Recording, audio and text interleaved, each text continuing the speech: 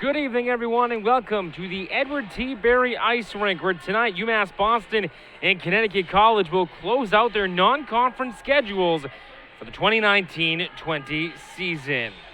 Good evening, everyone, and welcome to a unseasonably warm Boston here in the first week of February alongside Kyle Penny. I'm Alex Thomas, and Kyle, tonight both of these teams have a chance to finish off their non-conference slate. For UMass Boston taking on a Connecticut College team that they beat a season ago. This Connecticut College team, however, 12-5 into this season, is going to take a full 60 minutes here tonight. Yes, Connecticut College is playing a very complete hockey game right now and coming in at a 12-5-2 record and a 6-4-2 record in the NESCAC. They are a formidable opponent for the Beacons. Seven-game unbeaten streak, 5-0-2 for this Camels team. They haven't lost since the 11th of January when they suffered a 2-1 setback against an extremely strong Amherst team. It's been almost a month since Connecticut College has tasted defeat. UMass Boston, meanwhile, tied Castleton University 1-1 on Saturday. That followed up a 3-2 loss to Southern Maine on the 31st of January. So they come into this game tonight looking to pick up their 12th victory of the season. They are 7-5-1 in conference this year. Take a look at the all-time series between these two. Connecticut College with an 8-6-1 advantage. The last Camels win came here on the 30th of January in 2018. It was a 4-2 decision. They only met one time last year. It was a 3-0 win for UMass Boston down in Connecticut. It was a 22-save shutout that night for Katie Flagg. And for this UMass Boston team, Kyle, they have that confidence that they can beat this team. They did it a year ago, and they did it in sparkling fashion. Yeah, and what the Beacons are going to need to do today, Alex, is really play a more consistent 60 minutes of hockey. That's what they did not do this past weekend in the two losses that they had against Castleton and the University of Southern Maine. In both those games, they led to start out and just came out flat in the second and third periods, which led to a overtime loss against the Huskies of Southern Maine and a 1-1 tie against the Spartans. Well, they'll need that full 60, as you mentioned tonight. Great starts are nice, but if you can't do anything with them, it doesn't matter in the long run. As you take a look again at the all-time series between these two teams.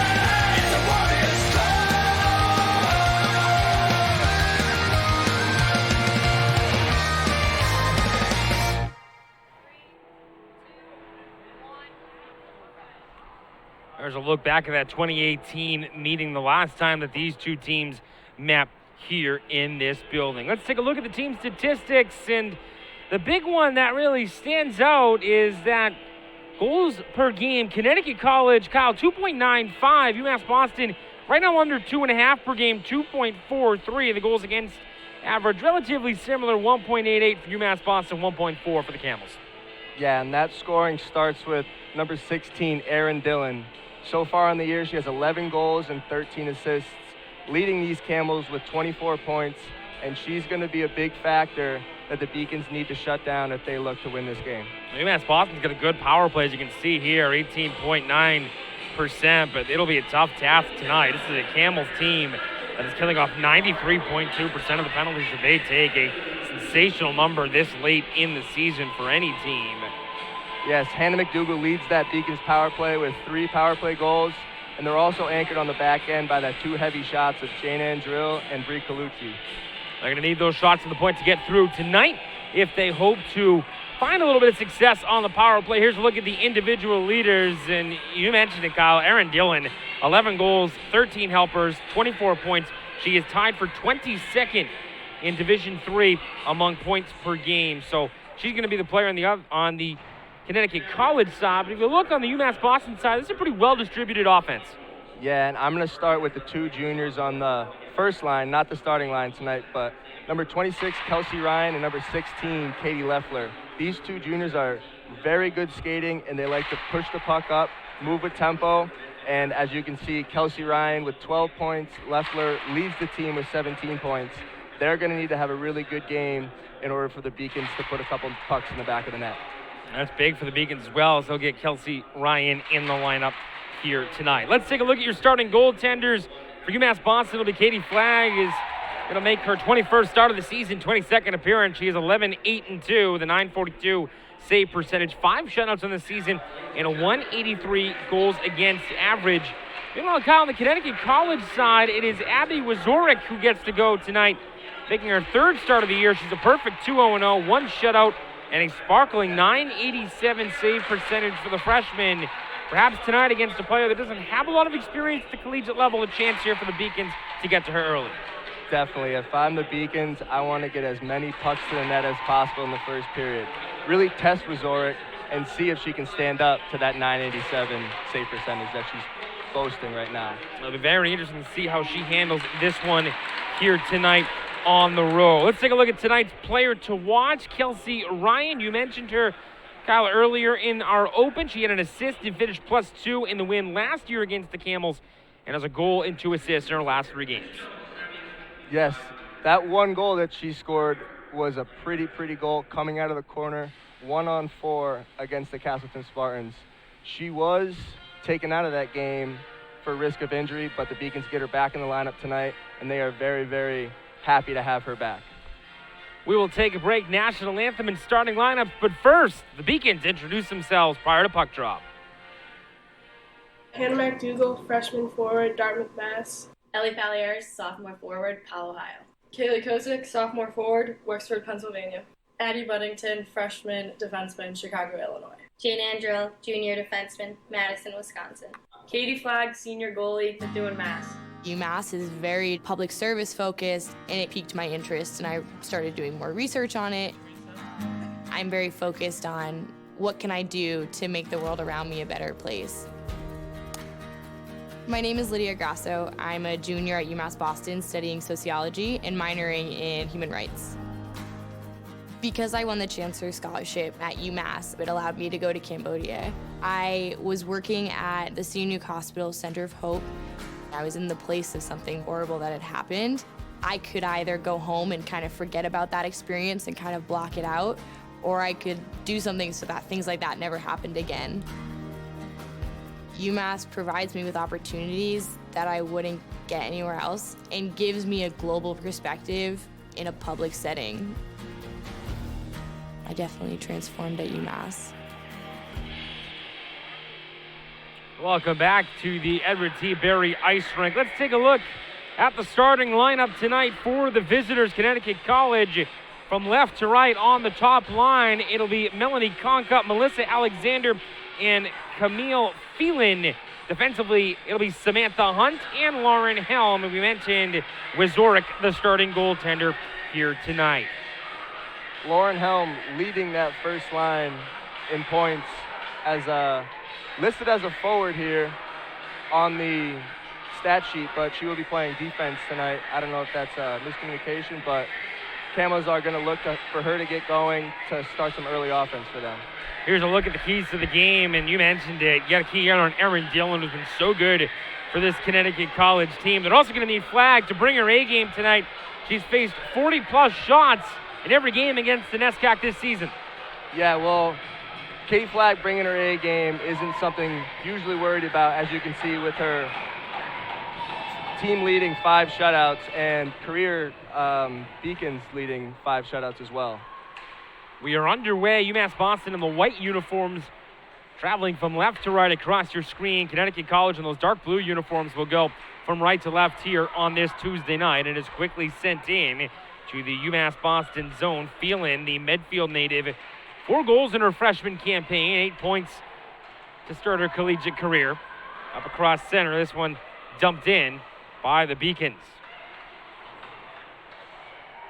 The only scheduled meeting between these two teams this season, and as we mentioned, this is the final non-conference game for both of these teams here late in the regular season, as UMass Boston is able to keep this in the offensive zone. Quickly moved the other way, however, by the Camels. It was Kylie Wilkes, the senior from New Jersey, who moved it into the offensive zone. Leaves it for Witkowski. The Taft School product drops it down for Wilkes. Tries to spin away from trouble as 2 white jerseys surrounding her. Witkowski joins in. Sophomore from Connecticut. Trying to jam it out in front. Good defensive play by the Beacons. Able to keep that alive. That was Erica Lund, the senior center from Kingston, Massachusetts, who sends it in to the Connecticut zone. UMass Boston sits in 4th place of the NEHC right now. So they're looking to start the end of conference play with a nice win against Conn College and keep that momentum rolling into the last stretch of conference play.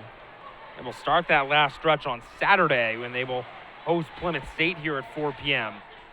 And, of course, Plymouth State, a team that right now is in 7th place, so perhaps a chance for the Beacons to make up a little bit of ground in conference. But they got to take care of business here first, and right now it's the Camels setting up offensively. Point shot whistles wide. That one came off the stick of a defender back up top.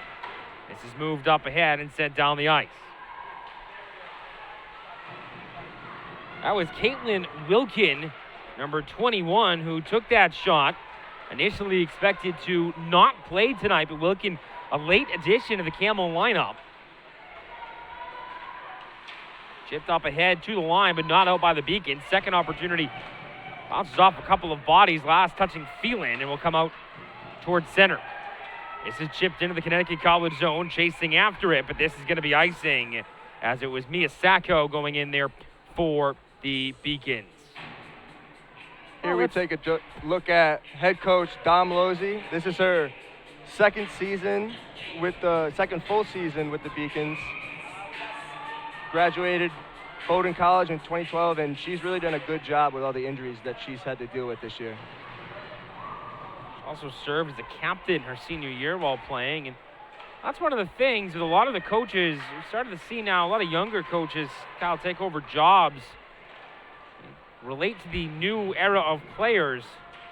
You mentioned she just graduated in 2012, so that is a recent graduate going behind the bench, and you mentioned she's gotten the most out of a team that's had to deal with some injuries this season, as we have another icing call with 7:13 remaining in our opening frame. Yeah, the Beacons doing not a great job breaking the puck out of their own zone, trying to make some long passes that aren't connecting right now. I'd like to see them possess the puck more in their own zone and make some more high percentage passes to ensure that puck gets out of the zone. Face off to the left of the Beacons' goal. UMass Boston able to collect it, and they'll transition up to center. Dumped into the zone, and now UMass Boston will go for a change here. That was Buddington, the freshman from Illinois, who sent it in deep. Moved back out to center, carried in by Witkowski. Tried to get around Lund, was unable to do so. Walked right back into the offensive zone, this time by Dillon. The dangerous junior from New Jersey, played at the Berkshire School. 24 points this season. We mentioned she's tied for 22nd nationally in points per game and leads the way for this Camels team. 16:35 to go, and we get a whistle as that puck is chipped in to the UMass Boston bench. Here we see the dangerous first line of the Beacons right now. Leffler, 16 on the right wing, and Kelsey Ryan over there on the left wing. Look for them to really stretch the ice and make a lot of Connecticut College defenders look slow at their speed. That is sent into the Beacon bench again, this time on a backhander by Drill, who was just trying to get that up ahead to a forward. Try and perhaps break out of the neutral zone. Cleared up to the line, but this one kept in by Wilkin. So plus 11 on the season, the junior defender from Vermont. She has it now. Long shot deflected toward goal. Rebound opportunity and a save made by Flagg. A good opportunity out in front. Maybe the best one of the early going, but Flagg holds strong with 16:14 to go. That's a great save by Katie Flagg there. That was deflected in the low slot by Caroline O'Keefe, the freshman from Winthrop, Massachusetts. But Flagg held her angle, and she did a good job of getting in front of that puck and not letting up another rebound. We have a homecoming for the Winthrop native who played at the River School prior to going to Connecticut College. Good play there by Grace Fisher, getting that puck out of the open net mouth. Losing an edge, trying to get across there was Kozik. This is carried up ahead by the Camels and moved up the near wall. It's kept in. Second line going to work. This was the starting line for this Beacon team. Played around the wall by Carbone, the senior from Connecticut. Trying to clear it out now is Wilkin. She cannot. Good pressure from this UMass Boston line. As now Connecticut College, Kyle's having a bit of a tough time transitioning. Finally they do. And they'll just dump it in and go for a change. That was a great Beacons forecheck, not letting the College defenders have too much time and space, and that led to a couple of turnovers that kept the puck in the zone longer. Trying to work her way in was Kozik, unable to do so. Now played back up to the line. Into the near corner. Puck jarred loose. Beacons again trying to set something up offensively here. Colucci works her way down low, number 24 in white. Eventually, this is taken by Wilkes in her own zone. She'll spin away from trouble and leave it for Helm. One of two Texas natives on this Connecticut College roster. Both playing defense for this team. Lauren Helm from Frisco, Texas. This is sent out in front. A backhander pushed wide off the stick of Dillon. She was unmarked in a high danger area. Was unable to convert. And now the Beacons move ahead. Beacons caught puck watching in their own zone a little bit there, letting somebody sneak into the slot. Sacco unable to get a shot from an angle. This is cleared up to the line. And on a second chance, moved out of the zone.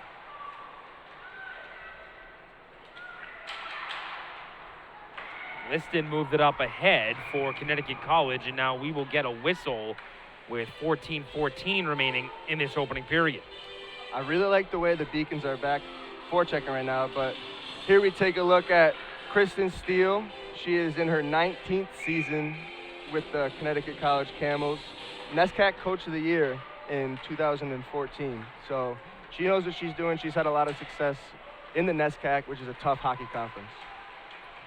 Began her coaching career in 1997 as an assistant with a Colgate program that has become synonymous as one of the top programs in the ECAC conference, as that kick save through traffic is made by Flagg. She played at Maine, graduated in 94. Another shot whistles wide.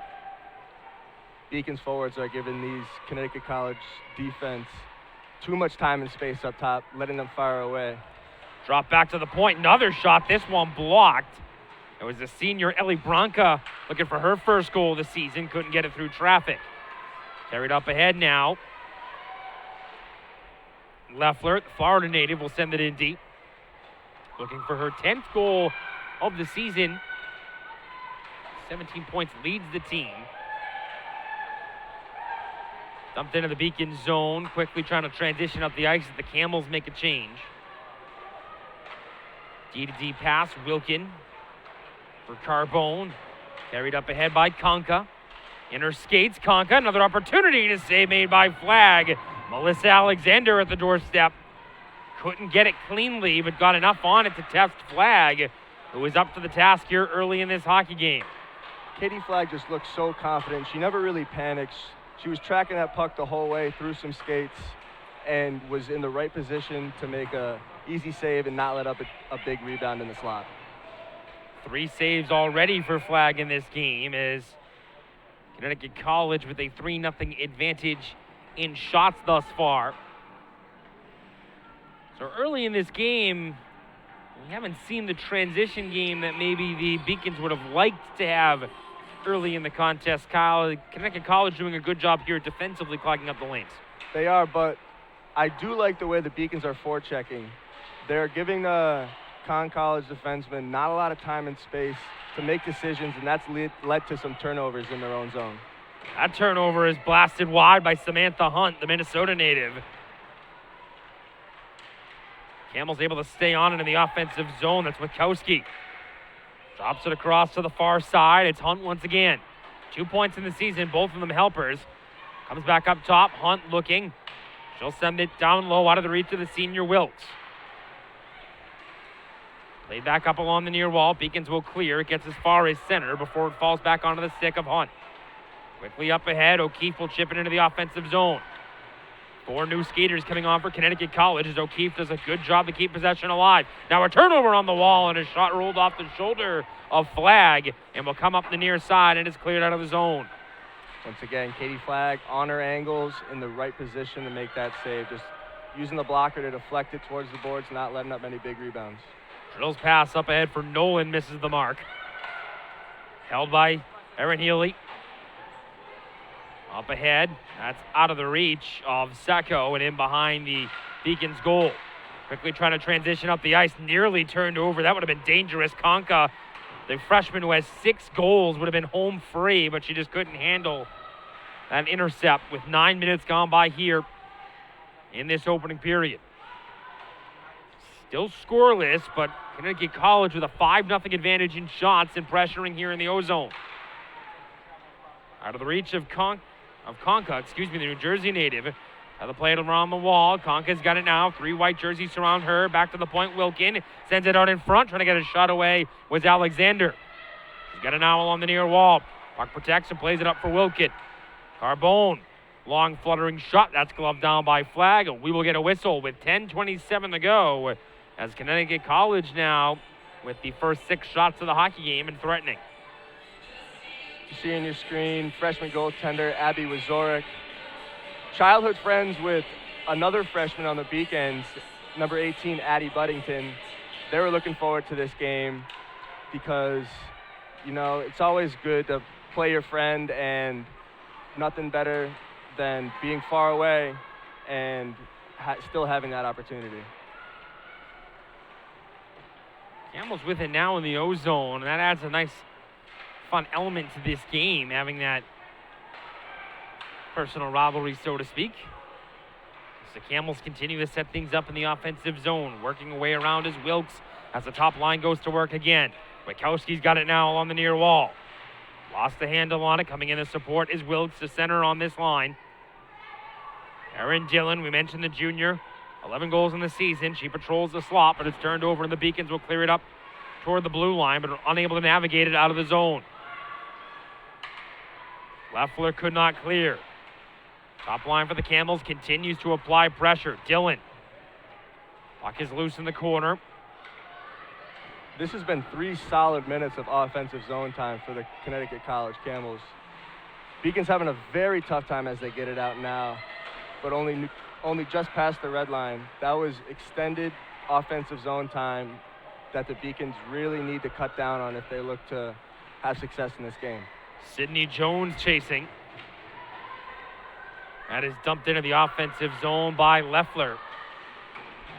One of the things noticeable early is Connecticut College is doing a good job of preventing the controlled zone entries and really forcing this Beacon team to dump and chase early in this game. Yeah, the defensemen of the Camels are doing a really good job of jumping on pucks early as soon as they enter the zone and not letting the Beacons get set up low and allow changes and extended offensive zone time. They'll try to change that now as this is cleared out to center. Top line going to work here for the Beacons, but it comes right onto the stick of the Arlington Catholic product, Erin Healy. from nearby Melrose, Massachusetts. The senior with 2 points, a goal and an assist so far this year. Chipped up towards center. Collected and cleared away cleanly by Drill. Gets it up to the blue line. Now an opportunity the other way, and the shot was blocked. Wilkin getting in the shooting lane, the Vermont native. Great job by Jane Ann skating the puck out. That's the only way the Beacons have really had success in breaking the puck out of the zone. One of the defensemen, you saw Buddington do it earlier in the period, and that's what they're going to need to start doing because the passes by the forwards are not working. They're not tape to tape. So the Beacons need to build on that and recognize it in order to gain success breaking out of the zone. Like in an offensive zone faceoff here, which they win. Shot attempt is blocked. Carried up the other way. That was Grace Fisher to let the shot go. And now at the other end, Anthony didn't miss by much. That was a good stick by Colucci there. Just enough on the puck to get that wide of the frame. Luckily for the Beacons because I don't think Flag could have grabbed that. We have a penalty upcoming with 7:35 to go in the period. Touched up by the Beacons and slow to get back up to her skates is Lauren Helm of Connecticut College. And it appears for the first time in this hockey game, we will see a power play. It's Colucci going to go for UMass Boston. And we take a look. This Connecticut College power play, 11 for 77, 14.3% on the year. But this is a UMass Boston penalty kill that has gotten it done consistently, 88.9% on the kill. A very consistent penalty kill by the Beacons. They work hard in their own zone, have very active sticks, and you'll look to see Leffler and Ryan really head this penalty kill up top. They have allowed 9 power play goals this year, but they've scored shorthanded 3 times. Only -6 when down a skater this year. That's a pretty good mark. Make it 7. That trickles in. And the Camels have the opening goal on their 7th shot of the hockey game. Time of the goal, 12 minutes and 48 seconds. It's a power play goal for Connecticut College. And I believe it was Helm who snuck it through. I agree. That puck was redirected if my eyes aren't lying to me. And that just trickled through Katie Flagg's 5-hole. She would like to have that one back. No doubt that changed direction. The only question is, did it hit a Camel or a Beacon? We will wait for the official scoring. Helm led the group back to the bench. That would indicate that she thinks she got the goal. That appears to be the case. So we're going to go with that. Lauren Helm on the power play, first shot of the advantage. That'll be her 4th goal and 12th point of the year for the native of Frisco, Texas. As we take a look back here at the instant replay, and that is Helm's shot. Yeah, that's hers. That looked like it hit off of a Beacon skate. That hits off of number 17, Lizzie Saxer's skate there. And tough as a goaltender when you're anticipating a pass across the slot and it gets redirected and comes towards the goal mouth. That just trickled through her 5-hole. Nothing Katie Flagg could do there, though. Connecticut College not content. There's a point shot right on. Flag through traffic, able to see it and hang on for a whistle with 6:45 to go. But the Camels continue to apply the pressure after Helm's 4th of the year on the power play. Ashley Carbone and Erin Dillon, the helpers. Good job of the Beacons D, clearing the front of the net for Flagg. If Flagg sees that shot from the point, she's going to make the save 10 out of 10 times. Over 620 saves coming into this game. She has been extremely strong for this team throughout her Beacon career. Right now, shots on goal, 8-0 for the Camels as this is dumped in from center right on the flag. She'll easily settle in to move it up ahead. Beacon's trying to gain center, unable to do so. This is knocked down by Kozik and then sent in deep. Anna McDougall, the freshman from Dartmouth, Massachusetts, chasing after it. Turnover, forced down low. Centering attempt hit off a skate. Getting in the lane was Branca, one of the co-captains on this Connecticut College team. A strong shutdown defender from Medfield, Massachusetts, and one of the many Rivers School products on this Camel roster. Turned over at center. Collected by the Beacons. They'll fire it in deep. Julia Nolan will chase after it, trying to create a turnover. Mia Sacco, the freshman from Plymouth, Massachusetts, out there now and in on the forecheck. Sacco gets the puck free, trying to leave it for the senior Nolan. Looking for her 10th career goal. Tripped up down low. Don't believe a call is coming. There is not, with 5:24 left in the period. That stretch pass out of the reach of Sydney Jones. Another one of those native Texans, as the first shot of the hockey game on Wizorek is knocked down, the freshman from Illinois. Well, we mentioned the .987 save percentage tested here late in the first period. She makes the stop. That's just a testament of how good Conn College has been against the Beacons zone entry. That was their first shot of the period with nearly 15 minutes already gone. So the Beacons need to make an adjustment in the first intermission and come out with a new plan of attack against this defense. Camels try to gain the zone, unable to do so. Second opportunity, that is fired in by Carbone. She got her 6th assist of the year, an 8th point. Erin Dillon, 14th helper, 25th point of the season on that goal. If you're just joining us on this Tuesday evening, 1-0 Connecticut College leading UMass Boston in the only meeting between these two teams this season. As the Beacons are able to clear the zone and get out to center, but Drill is under pressure immediately, and the Madison, Wisconsin native turns it over. Of course, don't need to tell you, Wisconsin's a college hockey madhouse. And in the women's game, they are the top Division I program. They won the national title last year. And they're hoping to do the same at the Division I level at Agganis Arena and at the campus of nearby Boston University next month. Look out, we have a stick go flying, and believe it's going to be a hand pass call there with 3:51 to go.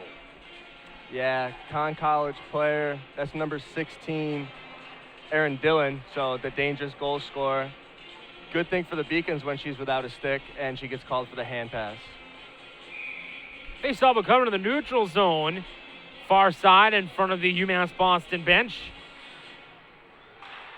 It is won by the Camels off a scrum and sent in deep. Chasing after it is Colucci, and then we get a quick whistle with now 3:43 remaining in our opening period. This is going to be an in-zone draw for the Beacons. Really important for them to possess the puck. Oh, I'm incorrect. It is going to come out. They're going to say that it was deflected, and so that's going to bring the puck out of the zone for the Beacons.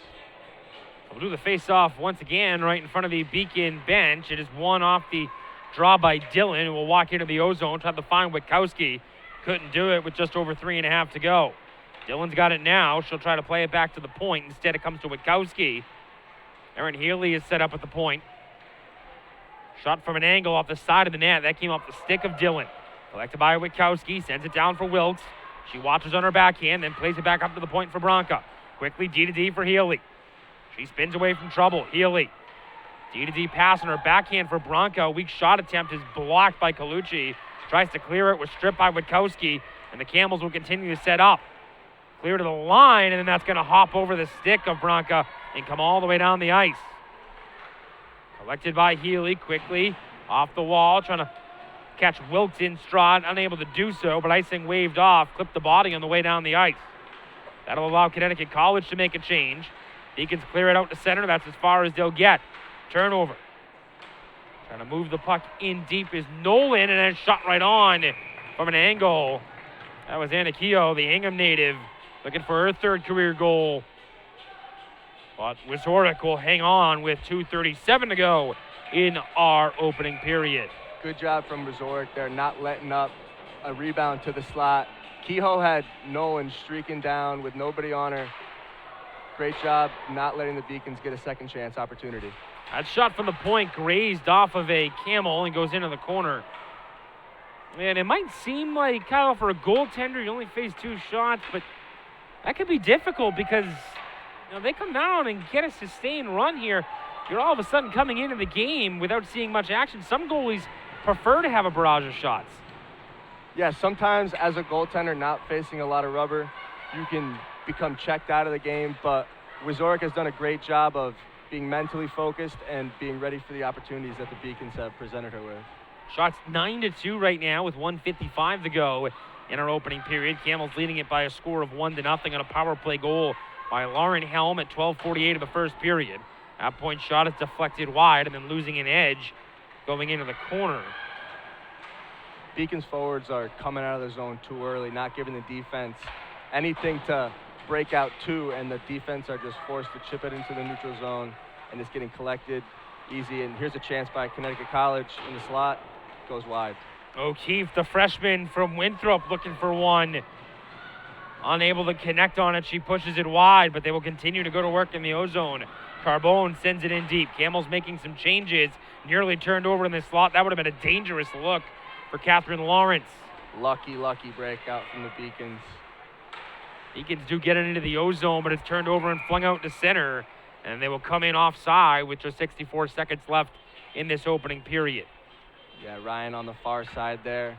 Didn't quite get over the line.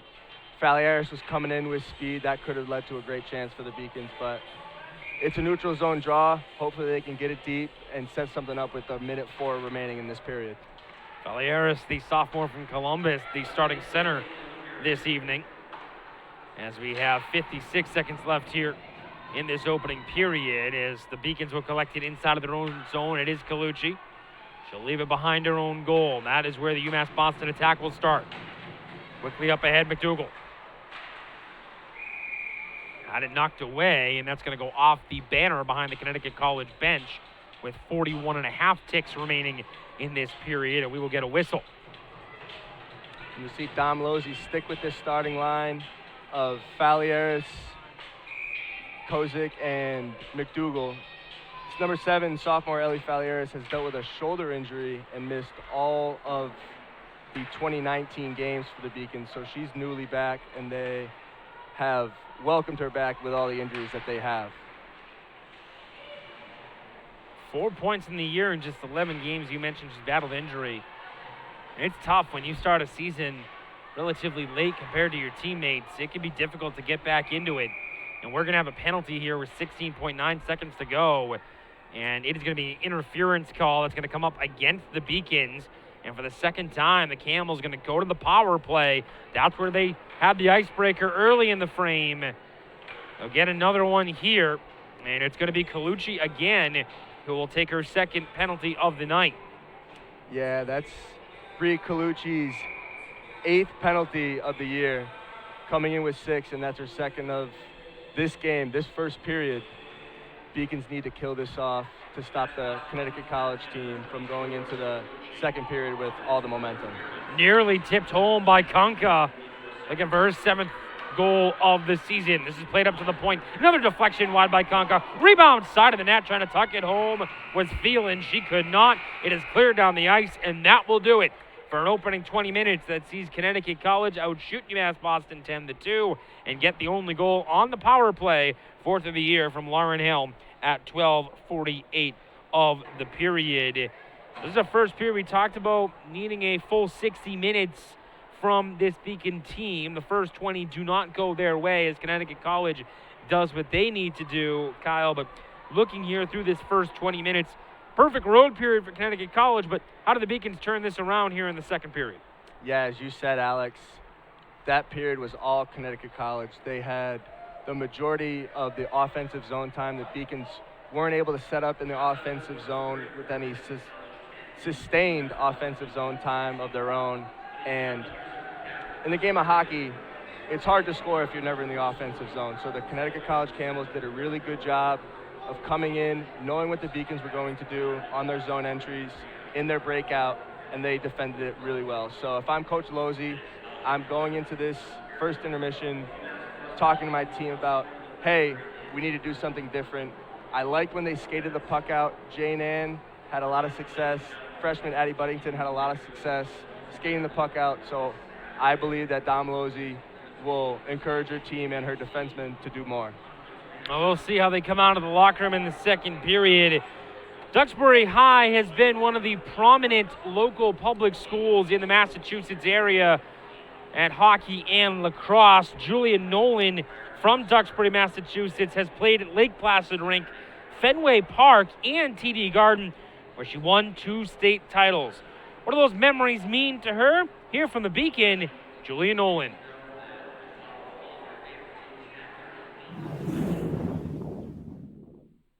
Played at Lake Placid, the Olympic Center, where the Miracle on Ice game happened. I was about 16 years old, and it was for my club team.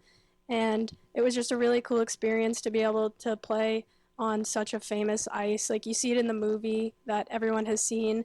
And I think that the energy level and just being able to say that you've not only been there but also skated on the same ice as all those players was something that was a really cool experience. So my high school hockey team, I played for Duxbury High School, and we got picked by Hingham High School to play against them on New Year's Eve at Frozen Fenway.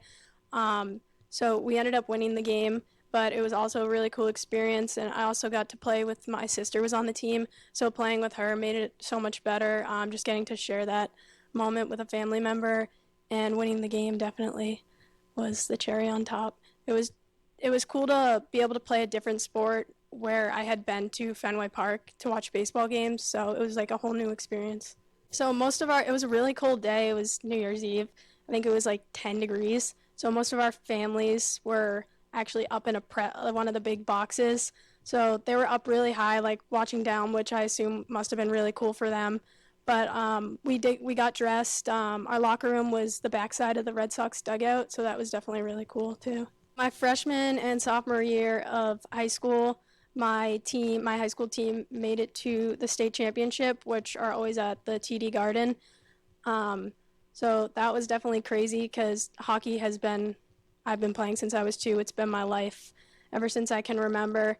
And the Bruins have definitely been my favorite team. I've followed them my entire life.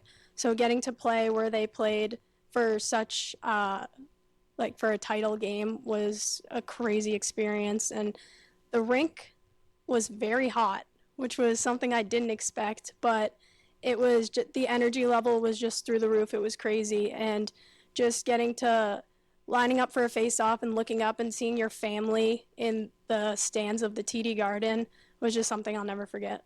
We got to go through the hallway where the Bruins locker room is and see, like, their locker room was closed, but we did see the big B and, like, the vault on the door, and tons of, like, different stuff throughout the rink. Was just 2 players who had played there before, Bobby Orr pictures.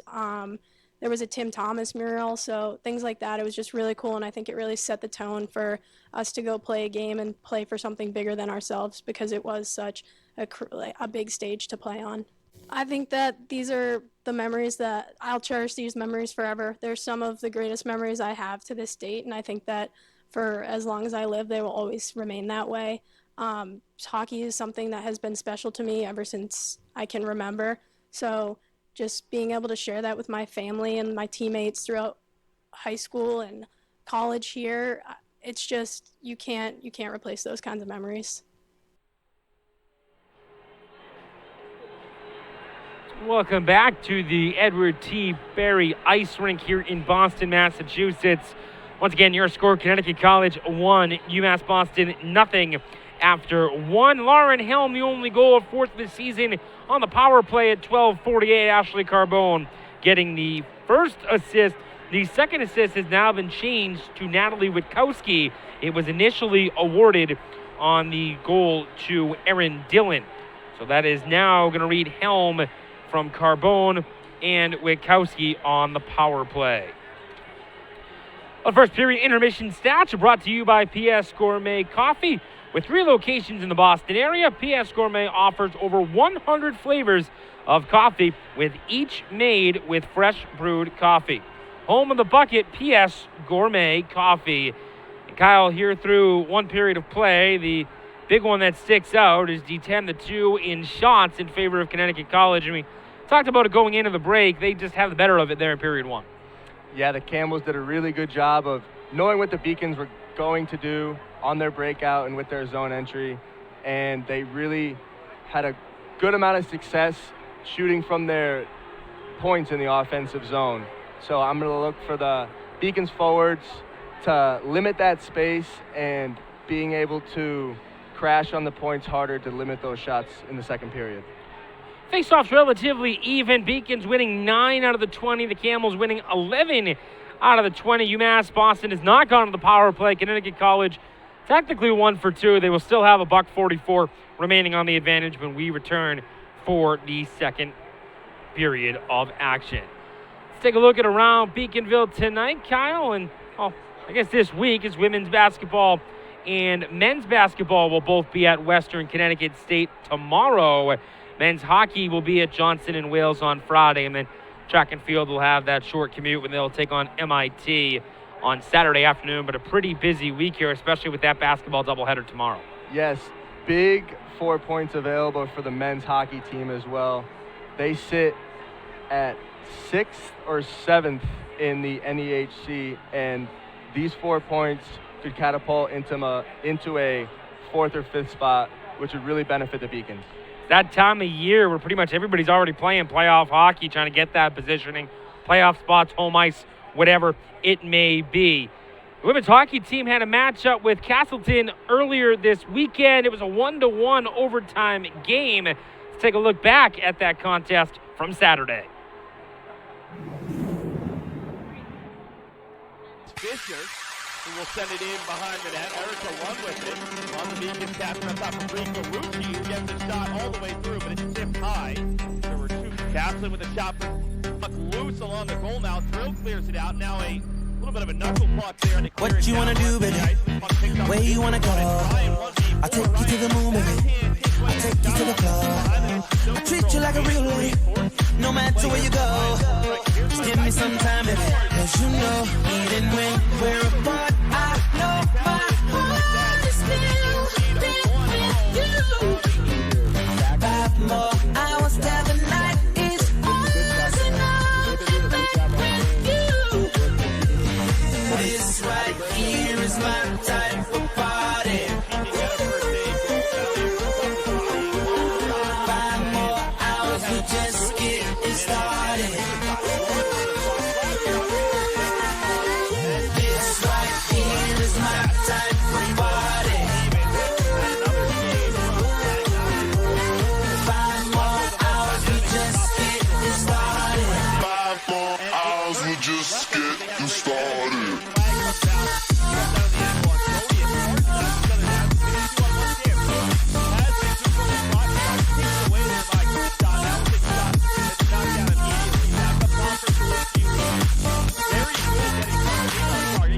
How you wanna feel, baby?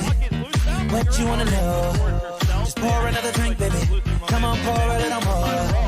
I treat you like a real lady. I keep you out the cold.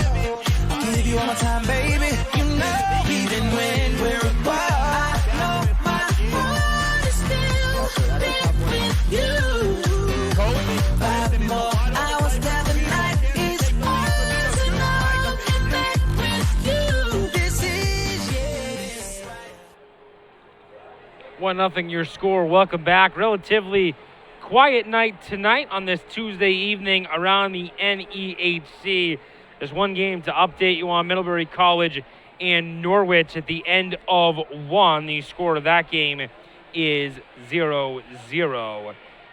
So only one game here tonight. Relatively quickly as we take a look at the upcoming schedule, Kyle, and now it gets big. You take a look at the 3 conference games coming up. First one is here at home Saturday against Plymouth State, a 4 p.m. start. Yeah, the Beacons taking on the Panthers of Plymouth State this weekend. The Plymouth State team is currently 3-7-1 in the NEHC standings, sitting at 7th right now. Beacons should be able to take care of business and get a valuable 2 points.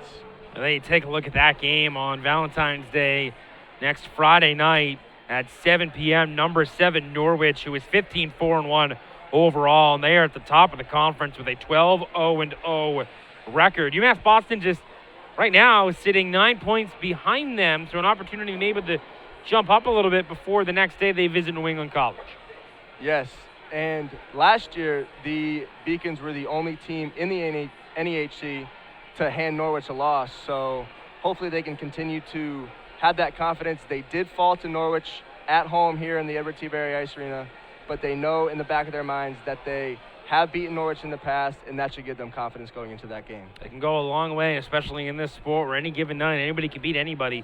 That's the beauty of this game. We'll take a look back at the first period highlights here from the Edward T. Berry Ice Rink, where Connecticut College leads it 1-0. We mentioned shots were 10-2, and that meant there was a lot to do in that period for the UMass Boston starting goaltender Katie Flagg. Yeah, here we have a couple looks of Castleton opportunities. In the Beacons offensive zone, you see Katie Flagg standing tall there like she usually does. Couple of missed. Yeah, here. Sorry about that. Here we have Connecticut College entering the zone. That's a good redirection by Colucci, good active stick. Here the Camels. This is the goal by the Camels. As you see, that puck meant to go across the slot, hits off of Lizzie Saxer's skate. Here we take another angle at it, and that just redirects right into right through Katie Flagg's 5-hole, and that's one that Flagg would like back. Really tough, too, on the goaltender. Anytime it redirects, especially off one of your own players. The Camels did not relent after that either, Kyle. We take a look. They're all over the offensive zone even after getting the icebreaker. And as you can see, these Connecticut College defensemen, way too much time and space. The Beacons forwards need to do a better job of not allowing them that much space that they can go D to D and stretch the in-zone defense of the Beacons out, and also limiting the shots that they can take. 1-0 your score. Under 2.5 till puck drop in period number 2.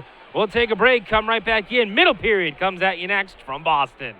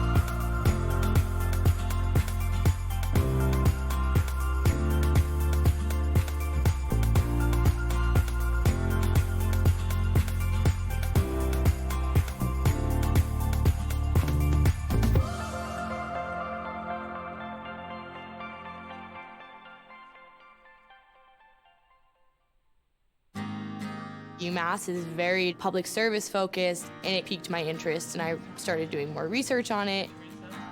I'm very focused on what can I do to make the world around me a better place.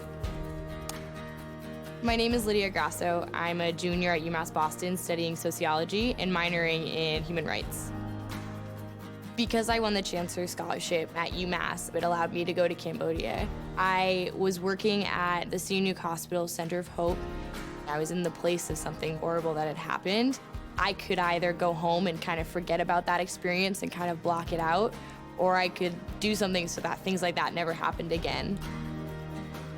UMass provides me with opportunities that I wouldn't get anywhere else and gives me a global perspective in a public setting. I definitely transformed at UMass. Second period set to get underway here at the Edward T. Berry Ice Rink. Alongside Kyle Penny, I'm Alex Thomas. And Kyle, second period coming up here. Adjustments will put you in the locker room. You're coaching the UMass Boston side. What are you doing differently here in the second period? I'm telling my team that we need to be much better on our in-zone breakout. Not a lot of tape-to-tape passes, and that led to really extended zone time and a lot of shots put on Katie Flagg. On Connecticut College side of things, that was as perfect as a road period as you're going to get. More of the same in period number 2? More of the same. Don't change this thing. Don't change a thing. As they say, if it ain't broke, don't fix it. And if I am the Castleton coach or the Connecticut College coach, I'm telling my team, keep doing what we were doing in the first period, stick to our game plan because it's working.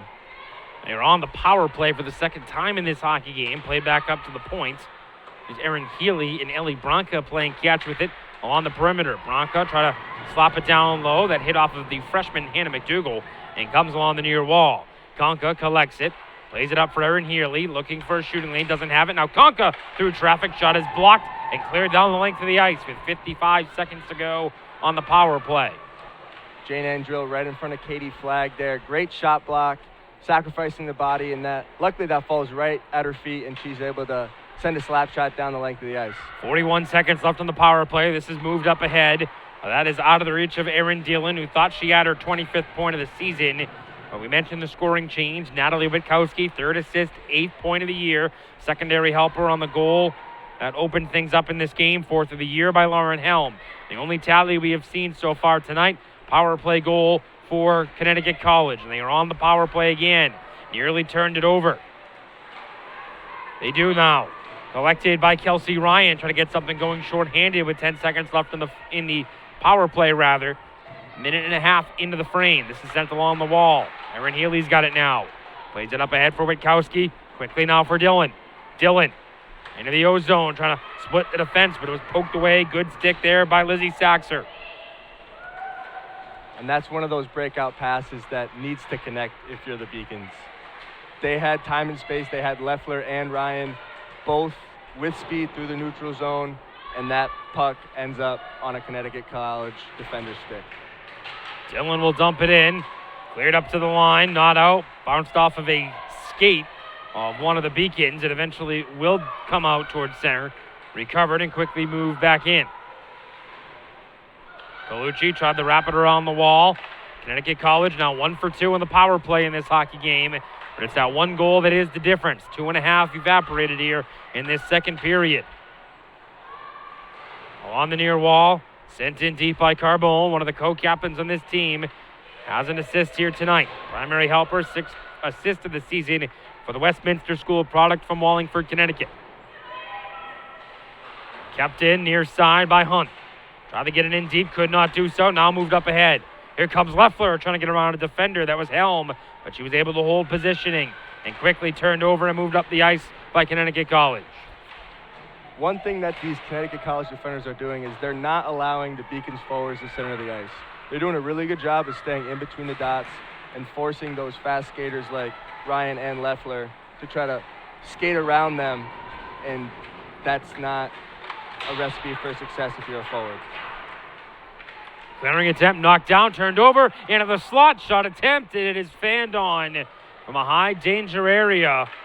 That was Mari Anthony, the Brooks School product from nearby Stoneham, Massachusetts, who could not connect. Now at the other end, shot from an angle, knocked away. Great chance there by number 7, Ellie Falieres. Falieres denied. Now it's Estes, who takes it up across center, and she'll dump it in deep. Sammy Estes had the overtime game winner 4 minutes and 20 seconds into overtime on Saturday against Williams. And she's out there now, number 51 in dark blue. Up to the point, sent in deep by Bronca. We mentioned this is a Connecticut College team that has not lost since January the 11th, 5-0-2 in their last 7. Bronca under some pressure. That's McDougal forcing it. She'll go for a change, and that'll allow the Camels to collect it. 15:45 to go in period 2. This is going to be icing, as unable to get a piece of it was Conca. Estes with a all-alone chance there in front of Katie Flagg, and I think she just took too much time with it. She had Grace Fisher coming in, pressuring her, and I believe that if she didn't try to make that extra move and just try to put a shot on Katie Flagg, that might have gone in the back of the net for the Camels. Shot attempt from the point, knocked down, and we will get a penalty called from the neutral zone, a cross check, and I believe this is going to come against the Camels. And for the first time tonight, the Beacons will go to the power play. Yeah, that's going to be called against number 15, Camille Phelan. First opportunity for the Beacons power play, and if I'm Coach Losey, I'm putting my number 1 unit out there and trying to get a momentum goal quick in this man advantage. The Connecticut College penalty kill over 93%. Those 5 power play goals allowed. They've killed off 70 of 75 infractions this season, but the UMass Boston power play just over 18% with 17 tallies on the year. But it is quickly cleared down the ice, and they'll have to start from deep inside of their own zone. Beacons doing a good job of breaking out on the player advantage, but they fail to get it deep with possession. Clear to the line, not out. This is kept in by Colucci. Second chance knocked away, and here comes Estes. Sammy Estes, the senior from Millis, Massachusetts, looking for her 7th goal of the season after she was the overtime hero the other night. Dump-in attempt was knocked down. It was ricocheted off of a pair of skates and sent down into the Connecticut College zone. Beacons trying to set something up nearly halfway through this power play. still do not have their first shot of the advantage. Colucci quickly dishes it off to the near side. It is Kelsey Ryan. Back up for Colucci. Pass for Katie Leffler out of her reach. Leffler trying to feed Ryan. Could not do so. She'll go across instead. That pass was off the mark, looking for Kozik. You see the Connecticut College defenders allowing no time for the Beacons to make decisions, and they're just crashing on the puck carrier, making it really hard for the Beacons to find teammates and set something up in their own zone. You can see why this penalty kill is over 93% on the season. Half a minute to go. Beacons looking for their first shot up a skater, but it's turned over. And now shorthanded, Witkowski walking in the backhand. She scores! Natalie Witkowski, the shorthanded goal. The fourth of the season for the Camels, and it's 2-0 Connecticut College. That's a bad turnover in the neutral zone there from the Beacons. An ill-advised pass by number 12, Kozik, I believe. And Witkowski coming in all alone. That is her 6th goal on the season, a shorthanded one.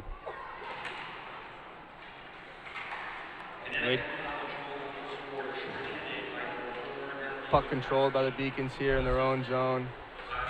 And you see them finding success, skating the puck into the zone, getting the puck deep, and now they're able to set up. 6th of the year, unassisted, shorthanded from Natalie Witkowski, the sophomore from Connecticut.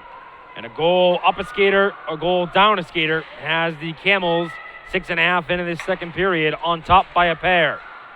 And it was a turnover in the neutral zone as UMass Boston does not register a shot on goal on that power play, and they now will fall to 0 for 1. And we will get a whistle with 13:18 to go in this middle frame here in Boston.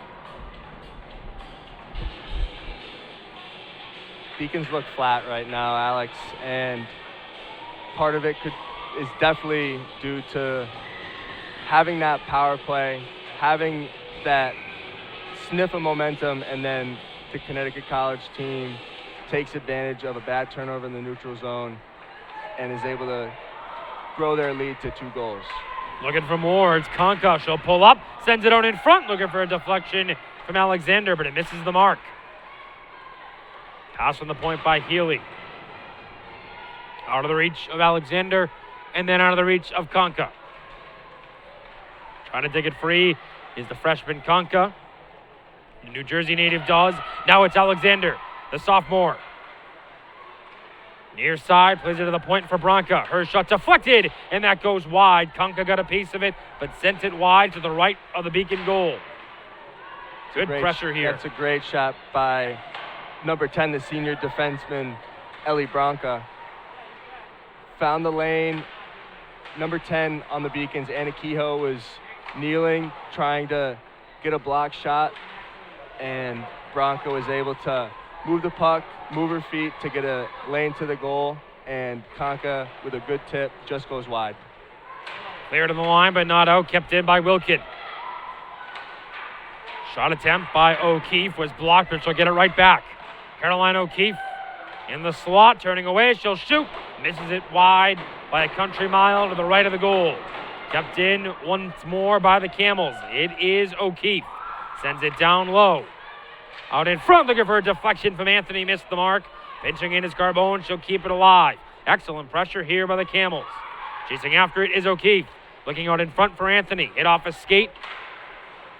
A stick was sitting toward the point. That will benefit the Beacons as it gets out to center. But Estes able to strip an attacking Beacon. I'll move it up ahead. Sammy Estes walks into the zone. Here's Estes. Blocker save and a rebound in the corner collected by Anthony. Out of the reach of Estes and over to the near side. Katie Flagg looking very confident with Sammy Estes coming down the slot with just one defender. Beacons looking to retaliate here, unable to do so. This is slapped in deep. That is Grace Fisher, the senior. This Beacon power play earlier in this period, as we mentioned, Kyle gave up that shorthanded goal. They converted on 32.1% of chances in 6 games in the month of January. Team had averaged 2.5 goals per game during the month, and it was aided by the power play, but not here tonight on their first opportunity as they surrendered a goal, a rarity this season. Yeah, you find that when a hot power play faces a hot penalty kill, the penalty kill usually comes out victorious, and the College has been so consistent in pressuring in the offensive zone on the penalty kill. It's going to be really tough for the Beacons to try to score with a player advantage. Connecticut College's 5-on-5 scoring really erupted in the month of January. But they are a much better home team when you take a look at the splits. Hasn't mattered here tonight. Shot out front. A save made by Flagg. Second opportunity, and she will hang on through traffic with 10:07 to go in this middle period, and her team trailing by a pair. We're going to look at a replay here now, Alex. And I believe this is going to be the goal. You see the turnover there, gets in the skates of Witkowski, and she comes in all alone, forehand, backhand, and tucks it up over the right pad of Katie Flagg. Puck was bouncing on Kaylee Kozik, the sophomore, and came right to Witkowski, who makes no mistake, and nearly a grade A opportunity in front for Dillon. Now the other way, here come the Beacons with speed. Dillon, excellent job on the back check to separate the puck from McDougal. Back up to the point. Shot flutters wide, looking for a deflection in front was Addie Buddington. Didn't get it. Puck goes along the far wall, sent toward goal. Easily taken by Erin Healy and moved up ahead by Witkowski. She'll gain center and then in stride find Erin Dillon. Dillon works in on the freshman Buddington. Played up the wall. Kept in by Kylie Wilkes. Tried to feed it across for Carbone. Pinching into the play. Carbone brings it around the wall for Dillon. Far side, Dillon bumped off the puck with 9:14 to go in this second period. The Beacons will clear. If this gets all the way down, it will be icing. And it does with 9:08 to go in this second period. And the Camels up by a pair. Beacons falling into some of the same patterns that they were in the first period. Long stretch passes to essentially nobody, and that results in this icing right here, Alex. Faceoff will come to the left of the Beacons goal. 9:08 left here in the middle frame, 2-0 Connecticut College. It's been all Camels here this evening on a Tuesday night in Boston. The first week of February. Big hit along the far wall. That was Colucci in there for the Beacons, but a turnover. Backhander attempt. Unable to get it off was Konka as two white jerseys immediately converged on her, but kept in by Alexander. Yeah, that's a great effort by number 7, Ellie Falieres, tying up the stick of the College player, not allowing her to get a shot off. Wilkins sends it across to Hunt. She has not been afraid to shoot from the point tonight. The sophomore from Minnesota looking for her first goal of the season. She has a pair of helpers. Working down low is Camille Phelan. Phelan able to win a puck battle far side with 8:20 to go now. Tries to work her way down low, separated from the puck. It sits in the corner and eventually collected by the Beacons, clear to the line and just out of the zone. And we will get an offside as Samantha Hunt was unable to hold up with 8:10 to go in this second period. Connecticut College remains up by a pair here in Boston. Here we see a neutral zone draw taken by number 28 senior Julia Nolan. The face-offs, Alex, unlike the shots, were fairly even with a slight favor to Connecticut College, 11-9. Good forecheck here once again by the Camels, trying to separate the puck from the Beacon defenders. Eventually it is taken by Fisher and sent up to the line, but unable to clear. Walking in, a backhand that was knocked away by Flagg on the bid from Anthony. And now we will get a high sticking call. Not sure if it was played with a high stick. I believe it was. And this will not be a penalty with 7:46 to go. But another turnover forced by the forecheck of the Camels. Kyle, that is giving this Beacon team a lot of problems here tonight. A really aggressive Connecticut College forecheck. Yeah, they're not allowing the Beacons any time and space, whether it be in the offensive zone or the defensive zone. You see it on the forecheck in their offensive zone, not letting the Beacons break out successfully. But you also see it in the defensive zone as well. The forwards of the Connecticut College Camels are doing a really good job of closing the gap between the Beacons defensemen and themselves, not allowing them to get shots off. We will get a whistle in the neutral zone with 7:25 remaining here in our second period. The Edward T. Berry Ice Rink here in Boston, with Connecticut College up by a pair on UMass Boston and in control of the game right now. Carla Floresca comes into the offensive zone, sends it out in front for Lawrence. They couldn't connect. Lawrence loses it along the far wall. Beacons trying to clear it out. They do. That was Leffler. Far side. Leffler with Ryan going to the goal. Had her stick lifted. That'll be a penalty. Ryan got in behind the defense. It'll be a hooking call. Leffler tried to find her, looking for the 20th goal of her Beacon career. Instead, she will draw the hooking call. And for the second time tonight, the Beacons go to work on the power play. That's going to be on number 12, Elizabeth Cho. That is her first penalty of the season. So Beacons led up to shorthanded goal on their first power play attempt, trying to change, as it's blown dead immediately, trying to change that bad luck and trying to crack this very, very successful Connecticut College penalty kill. Sometimes a penalty can be a good penalty, and I think that was one there, because if not, Kelsey Ryan was going to make this a 2-1 hockey game and give the Beacons some life here with 6:50 to go in our middle frame. Leffler with a great move in the neutral zone to get herself open, chipping it off the boards to herself and using her speed to get around the Connecticut College defender. Beacons setting things up offensively. Puck comes loose, sent down low, a backhander right on, a save made, second chance, and hanging on is Wazorek. Great signs from the Beacon early on in this power play. That was a grade A chance in the front of the net. Mia Sacco uncovered, just not able to lift that puck enough over the freshman's glove side. And there's a look back at the penalty that has the Beacons on the power play here with under 6.5 to go in the period. Colucci, her shot kick save. Wazorek through traffic. The most she's been tested in this hockey game as the Beacon power play, which was so successful, over 30% conversion rate a month ago. Trying to get them within one here late in the middle frame in Boston. Yeah, Colucci's got that heavy shot from the Beacon's point, and I'd really like to see them try to feed her and get the eyes taken away of Wazorek, the Connecticut College goaltender. Floresca takes it in shorthanded, working with Kylie Wilkes. They're the penalty killers up front right now for Connecticut College. This is sent in the Beacon zone with 43 seconds left on the power play. Colucci first one on it.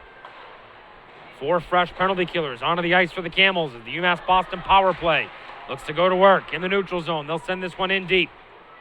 Chasing after it is Konka. The freshman will turn and fire it around the wall, but cannot clear the zone. Kozik keeps it in, sends it down low. Beacon set up along the perimeter, back up top.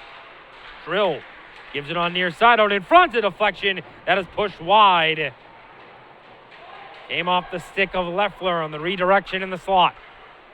Great look on the half boards by Addie Buddington to try to find Katie Leffler open in the slot. Just too far for Leffler to corral that puck and try to get a shot off.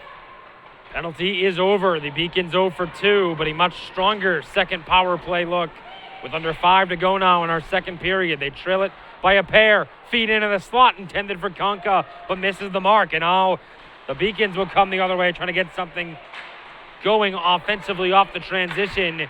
Couple of turnovers, and then eventually Drill will send it up ahead. This deflected in across center by McDougall, then on the gate icing. Kozik quickly on it for the Beacons, in to the slot, a backhander hit off a skate. Now up top, a one-timer right on, save made and a rebound, knocked away by Wazorek. Puck comes free into the slot, eventually taken by the Camels. They'll take it up the other way. Here comes Dillon.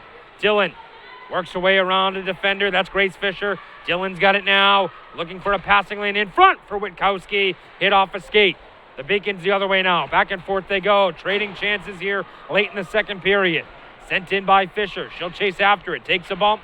That was Lauren Helm holding her ground with 4 to go.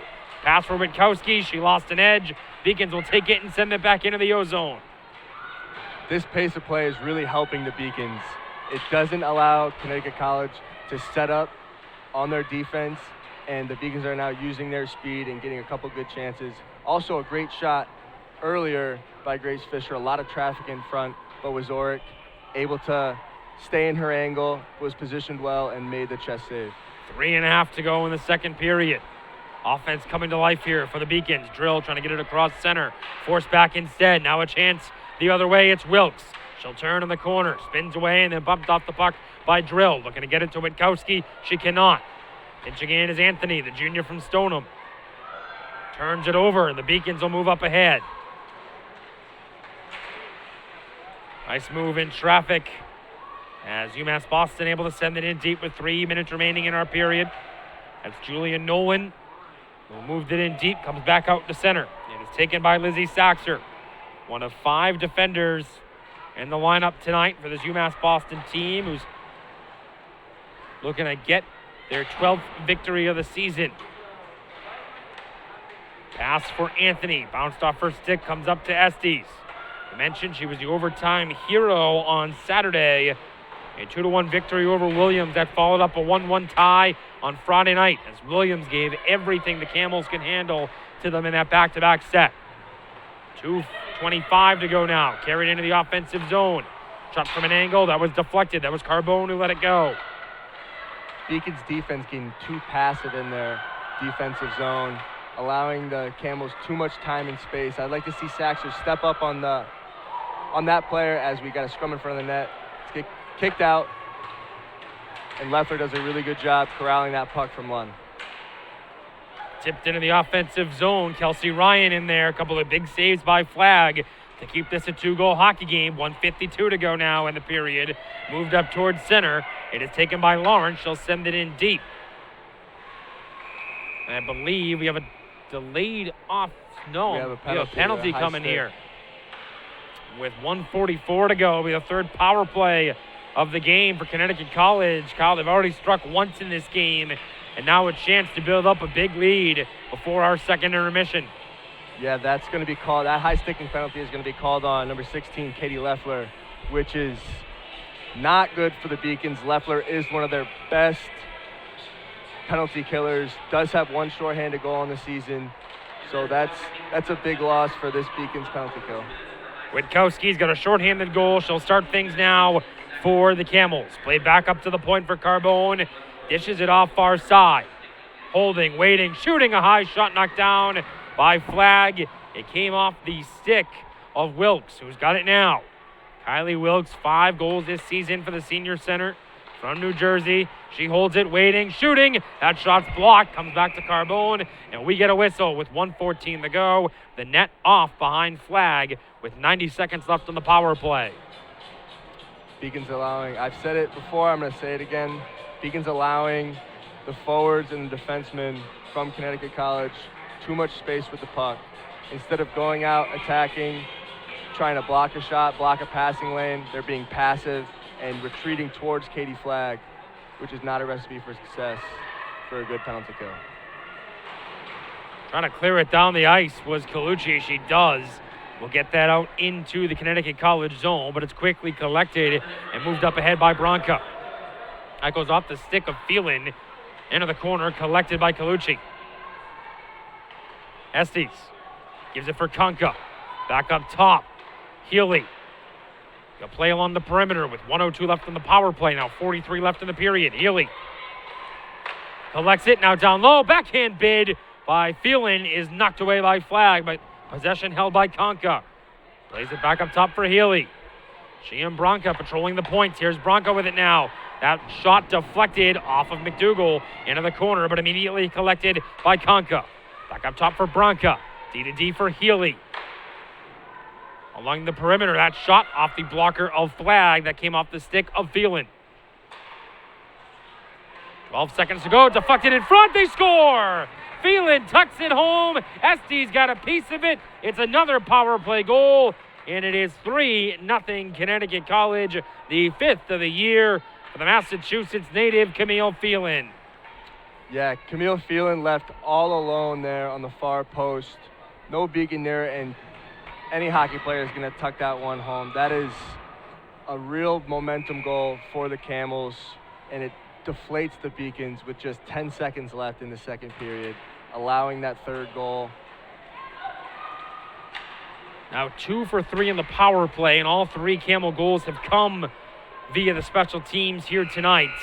And they will go into the dressing room for the second intermission with a 3-0 lead.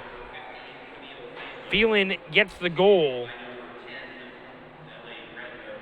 Ellie Branca also picks up an assist on that goal, as well as Sammy Estes. Estes, who had the tip in the high slot, which directed the puck right to Phelan all alone on the far post. Nothing Katie Flagg could do about that. No, almost an impossible play for your goaltender to make. A point shot that's deflected right to an unmarked player side of the goal of Connecticut College. Kyle, they have played a perfect 2 road periods here tonight, looking to complete this non-conference victory. Second period, though, did see some flashes from this Beacon team offensively that we didn't see in the first 20 minutes, and perhaps something to build on heading into the final frame. Yeah, flashes is the appropriate word to use there, Alex. They had a really good stretch from about 6 minutes left to right before the high sticking penalty was called, that they had sustained offensive zone time, something that they had yet to do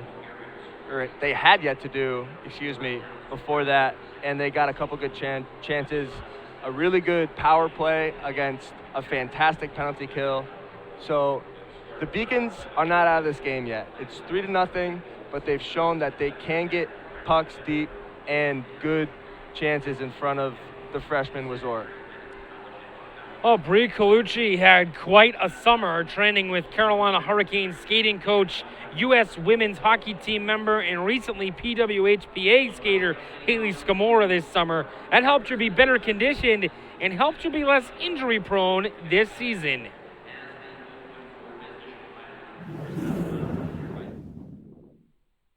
Yeah, so some of the coaches I train with back home, one's Mark Metzger. He's actually the skating coach of the Carolina Hurricanes. He has helped develop my skating from like speed, agility, everything over the past few years. I started working out with him in high school and over the past few years of college, and he has changed my game tremendously. I've also have trained with high elite players such as Haley Scamora. She actually won a gold medal a few years ago and played at Northeastern throughout college. A lot of OHL players. I skate with boys all the time. Some high Division I players, Division III, kind of all over the board, but they're competitive and it helps me get to that next level. Yeah, I'm really passionate about hockey and what I do, so that's why I take the training so seriously. Over the summer, my trainer, Ron Brissett, he has a different style to training. We do a lot of high reps, fast reps. So that's focusing on like power and explosiveness, where a lot of people are more into the Olympic lifting and the heavy stuff. So I think using the lighter loads has helped me be more explosive on the ice and has helped with my speed. So every time we go in to train, we train 3 times a week, Monday, Wednesday, Fridays. We start off with our conditioning, and obviously it's something we never look forward to, but when you look back at your summer and by the time you get to school, you're like, thank God I did this. We get on the ice with Jeff, our strength and conditioning coach here at school, twice a week, and he skates us pretty good, and it's good that I could be a leader out there and push the younger kids to the level where they need to be at. Training with those elite players definitely helps a lot. A lot of the guys I train with and that gold medalist, Haley Scamora, I mean, their game's fast. So they push me every day to be faster, be more physical, and be more competitive on the ice. I look up to Haley Scamora a lot. Me and her are sometimes partners on the ice, so I see her do something, I might try it out, I'll ask her for advice, and it's just helped me improve my game. Conditioning is a huge part, especially to this season, only having 5 defensemen. And I think a big part of that comes in your off-season and preseason. We conditioned on the ice, off the ice, and I mean, we're logging a lot of minutes. There's times where you're on the ice, next thing you know, there's a penalty, you got to go back out for the power play. So those like 15, 20-second breaks is where the recovery time really kicks in, and that's what our main focus is over the summer. Like, let's get you to recover fast. So we do a lot of interval training, which you're 30 seconds on, 30 seconds off, sometimes 20 on, 20 off.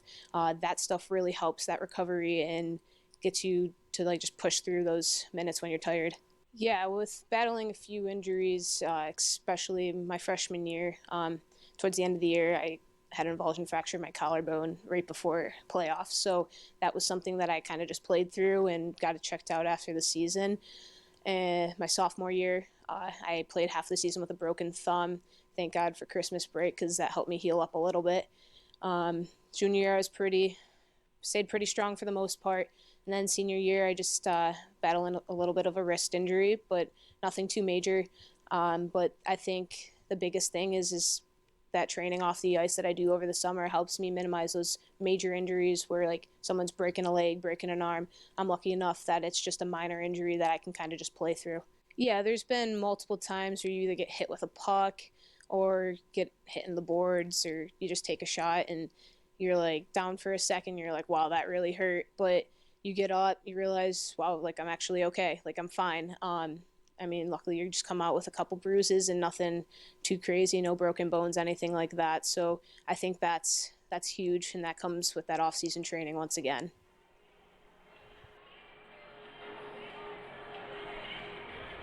Two periods in the books here in Boston at the Edward T. Barry Ice Rink, where Connecticut College, on the strength of two power play goals and a shorthanded goal, have a 3-0 lead. The goals in the second period, Natalie Witkowski shorthanded on a turnover in the neutral zone, and then Camille Phelan with the tap in at 19:50. That's the tough one on the power play with just 10.1 seconds to go in the second period, and that puts the Camels up 3-0 as we take a look at our stats here through two periods of play and shots on goal so far now 23-7.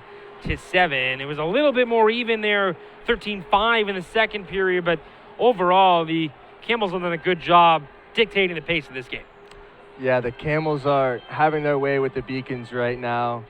Not much has changed with the zone time differential of the Beacons. They had, as we mentioned before, a good power play that resulted in a couple high-quality chances, but still not doing enough in their own zone to break the puck out, and the Connecticut College Camels are really taking advantage of when the Beacons have tired legs out there, keeping them out there, allowing for 2-3 chances per shift.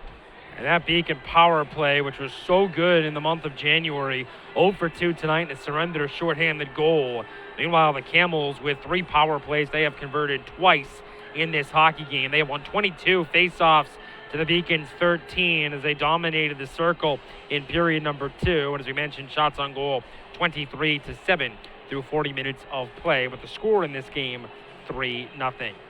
Here's a look around Beaconville tomorrow night. It'll be Western Connecticut State, the opponent in women's and men's basketball. And Kyle, you mentioned this is a big one for the men's hockey team on Friday night at 7 p.m. when they will travel to Johnson and Wales. Yes, big points up for grabs for the men's hockey team, who, if they're looking to make a run in the NEHC conference tournament, they need to start playing some really good playoff hockey, and that starts this weekend. Well, they played some pretty good hockey last weekend as they doubled up Castleton by a score of 6-3 on Saturday afternoon.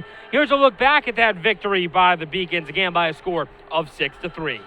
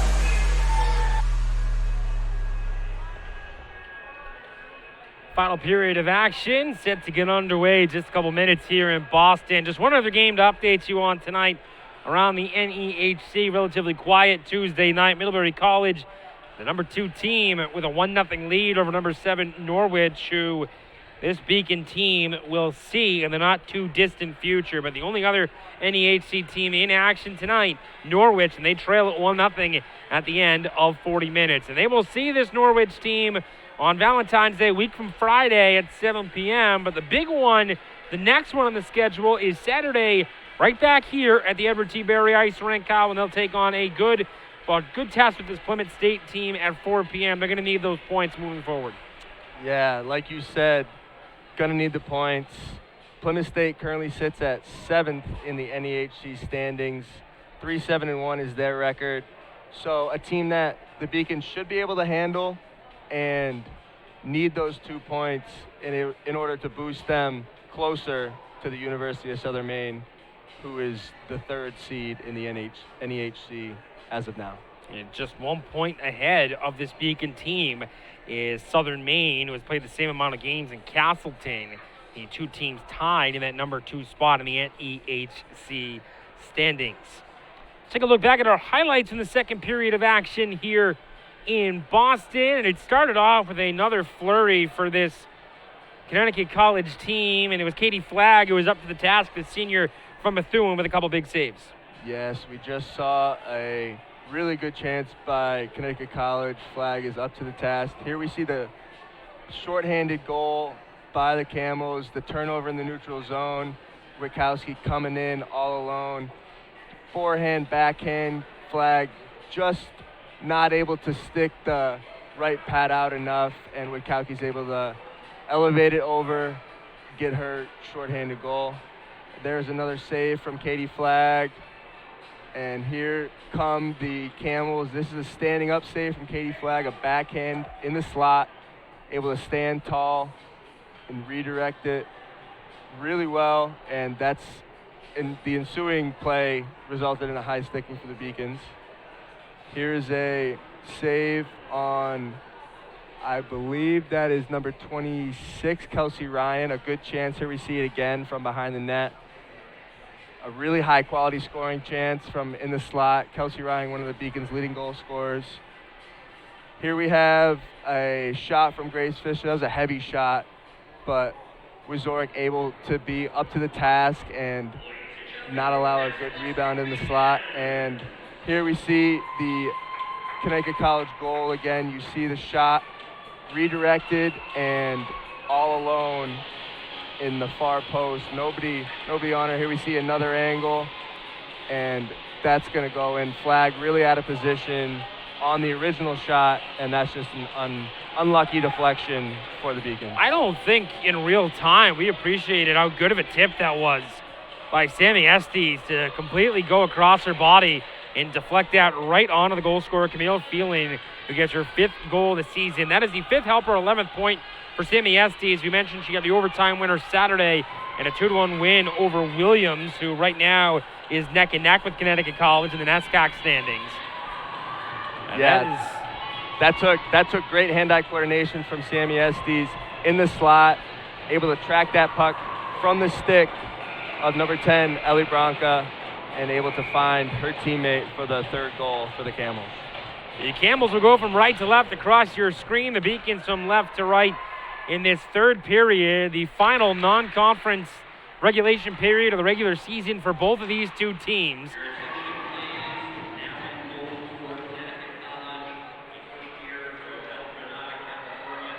And we have a goaltending change for Connecticut College. We'll get to that in the next whistle with 9:35 now remaining, as MJ Peters, the freshman from California, is going to take the final 20 minutes of action here tonight in Boston. We'll get to that momentarily as the Camels take it up the ice. And this will conclude, again, the non-conference slate for Connecticut College. But, Kyle, this sets up a big series for this Connecticut College team, who will potentially be 6-0-2 in their last 8 going into a home 2-game weekend against Colby, the 14th and 15th. And Colby right now is only ahead of this team because of less games played. So that could be a big one for the NESCAC standings moving forward. Yeah, this is a big momentum game for the Connecticut College team. You want to be going into that weekend with a lot of confidence. And as of now, they're feeling really good about themselves and hopefully looking to get 4 points this weekend with the doubleheader against Colby College. So the freshman Abby Wazorek in line for her third victory. She would have potentially collected her second shutout. We're going to have a penalty. She made 5 saves in the second period, 7 total through 40 minutes. And with a clean slate, she will give way to MJ Peters, who enters with a 1-1-0 record, an .886 save percentage, and a 2.88 goals against average. Peters has not seen too much here in her freshman season. She's wears number 29. She's allowed 5 goals against on 44 shots, but her team's going to go back to the power play here where they're 2 for 3. Yes, Leffler was whistled for a tripping call there. I didn't quite see the play, but this is a huge penalty kill for the Beacons. They really need to stop the bleeding now and cannot allow a 4th goal to Connecticut College. Have got to calm things down here if they want to mount the comeback. Estes will give it off to Phelan, who's got that 3rd goal of the night, the second power play goal. Cleared in the line, but not out. Good hand-eye by Healy to knock it down. Along the near wall, it is Phelan. Plays it back up to the point for Bronca. Now gives it for Healy. Her shot, that's blocked. Good job getting in the shooting lane by number 12, Kaylee Kozik, giving up the body, and she took that right off the leg and is able to shoot it all the way down the ice, and the Beacons are able to get some fresh penalty killers on the ice. 45 seconds gone on the power play. Here comes Estes, moves it up ahead for Witkowski. Witkowski, shorthanded goal tonight, her 6th of the year. And she had one on the power play. She'll hold in the near corner. Now play it up top. It is held by Kylie Wilkes, the top center on this Connecticut College team. She's got it now and will play it up to the point for Carbone. Quickly dishes it off, shot from an angle. That goes off the side of the goal on the Lauren Helm shot, and now a quick whistle out in front as the officials lost sight of it with just 47 seconds left on the power play and 17:06 to go. Kyle, no doubt that puck was still loose, but once the official loses sight of it, they got to blow it dead. Yeah, that official was behind the net, and his view was obstructed by Katie Flagg there. A lucky break for the Beacons as that puck was ticketed for the slot. They will clear the zone, and then the dump-in attempt goes out of play with 3:04 evaporated in this third period. And time becoming a factor as the Beacons trail by 3. But before they can think about getting on the board, they've got to kill the final 37 seconds of this power play. Big draw here at the center ice dot, and it is won by the Connecticut College Camels. Witkowski will carry it into the zone, plays it around the wall for Erin Dillon. Dillon down for Witkowski, bumped by Drill, leaves it for Dillon. Tied for 22nd in the nation in points per game. She got 24 points on the season. Initially had an assist on the first goal of the hockey game. That shot goes wide. Bronca deflected by Dillon. It was changed to Witkowski, who's got 2 points tonight. Kept in by Bronca. She steps into a shot and whistles it wide. Dillon's got it now. She'll peel away from trouble. Into the slot. Coming down the middle was Sydney Jones. Bumped off the puck, and this is set down the ice. We're back to 5-on-5. Beacons doing a good job of keeping Dillon off of the scoreboard. But as you can see, 3 goals up as the Beacons come down here. Kelsey Ryan with a shot deflected off a Connecticut College defender skate, whistles wide. But that just shows you the depth that Connecticut College has when the 22nd ranked point scorer is left off the scorer's sheet and you're still up 3 goals. Second straight controlled entry for this Beacon team, trying to test the freshman Peters. Carried up ahead now by the Camels. They'll gain the offensive zone. Walked in by Broncos. Had a good game here tonight, the Medfield Mass native. A senior getting the play back in her home state of Massachusetts here tonight. This is going to trickle all the way down the ice, and it will be icing with 15:20 to go in regulation time. Here we get a look at the freshman MJ Peters. 2 games played on the season so far. This will be her 3rd. She has faced 44 shots, 39 saves, and I believe the Connecticut College coach is just looking to get her some minutes as a freshman, trying to gain some confidence in herself and able to do that in this 3-0 game that Connecticut College has controlled the majority of. Alexander's shot is gloved down by Flag, and she'll hang on for the whistle with 15:02 to go. And that's kind of the other end of it from the coach at the collegiate level. Yes, you're trying to win games, but you're also trying to develop players. And a chance here to get Peters, as you mentioned, in some live game action, because you can do all the extra work you want rather at practice, but nothing's going to simulate a game state. As a turning shot is knocked away by Flag off the stick of Phelan, who's had a nice night tonight. Beacons once again pinned in their own zone right now.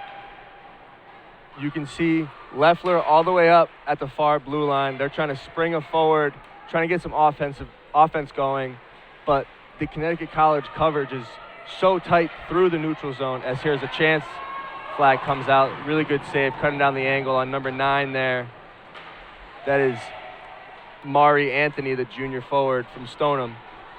Beacons having a tough time breaking out of their own zone once again. That was a terrific feed by Lauren Helm to even set up that goal scoring chance. This is going to be taken and moved up ahead by the Beacons. Pass across is sent in deep. That was Leffler who found Ryan, who dumped it in. Clearing attempt knocked down. Here's Leffler trying to get away and get a shot off, unable to do so. She'll play it back up to the point. Here's Saxer. Quickly down low for Leffler. Under 14 to go. Saxer shot through traffic right on, and Peters makes the save. Kelsey Ryan providing the screen in front. We'll get a whistle. 13:56 to go in regulation time. Great look from the Beacons there. Lizzie Saxer from the point. Nice, hard, low shot. As a defenseman, you're taught to keep the puck low to allow your forwards the chance to tip that. Ryan providing a good screen, and the freshman Peters was up to the task. This is moved up ahead and taken in by the Camels. The pass across. Witkowski couldn't tuck it home on the feed from Dillon. And now we'll have a penalty. A couple of hits now along the wall. Lizzie Saxer, the senior from Colorado Springs, getting involved. And a penalty that is going to be against Drill, who's going to go. And for the 5th time tonight, it'll be a power play for Connecticut College. They are 2 for 4. And a chance here, Kyle, with 13:42 to go to perhaps turn the lights out on this one. And that is Jane Ann's team-leading 11th penalty of the season, bringing her total to 30 penalty minutes on the year. So Beacons not doing themselves any favors. That was a great save by Katie Flagg on number 15, Camille Phelan, looking for her 2nd goal of the game. Phelan has had an active night tonight. Here's Healy, steps into his shot. That's blocked, sent back up by Estes as they work the perimeter. Another shot from the point, knocked down by Flagg. And no save better than the one she just turned in on Camille Phelan. Now back up top, Healy. That shot deflected, went off the stick of a Beacon and into the corner. That was McDougal on the PK there, deflecting the shot. But again on the perimeter, a chance for the Camels. Misses well wide. Phelan's got it now to the point for Healy. Off the mark, and they'll have to retreat with 50 seconds gone by on the power play. And 12:50 now to go in regulation time. Up by 3. Here's Estes. Moves it up ahead into the skates of Phelan, but they are just offside, and the faceoff will come back into the neutral zone with 12:45 to go. Another key kill here for the Beacons as they try to keep their hopes alive in this third period. Here's the replay of that Connecticut College chance, and Katie Flagg doing a great job. Really strong push off of her left skate, able to get her pad over there and stuff Phelan. A real athletic move by the senior goaltender. Keeps her team in this hockey game down by 3, 12.5 to go, but a turnover, and here's Dylan. Plays it up for Wilkes. Quickly for Dylan. Back up top, Carbone. Across once more, and a shot that's blocked by Witkowski. Lauren Helm let it go, a little bit of friendly fire, and now the Beacon shorthanded will take it the other way. Leffler takes the feed, walks in, she shoots, she scores! Shorthanded goal by Katie Leffler, and there is life yet for the Beacons, 3-1. That is Katie Leffler's second shorthanded goal this season, assisted by number 26, Kelsey Ryan. And if we can get this back, that is a great feed from Kelsey Ryan, springing Katie Leffler, and she's able to beat the freshman Peters on the glove side. I think that got under her glove for Katie's team-leading 10th goal of the year. 19th of her career, 10th of the year, and Kelsey Ryan will pick up the helper, her 5th of the season, and 13th point. As it is a shorthanded goal. Second one we've seen tonight, won by either side, and it's a 3-1 game now. All goals tonight scored on the special teams, Alex. Here comes Connecticut College. Good stick by Colucci to break that 3-on-2 up. That is 4 goals, and we haven't seen one 5-on-5. That's rare. As this is drawn back to the point, shot right on, and Flagg makes the save.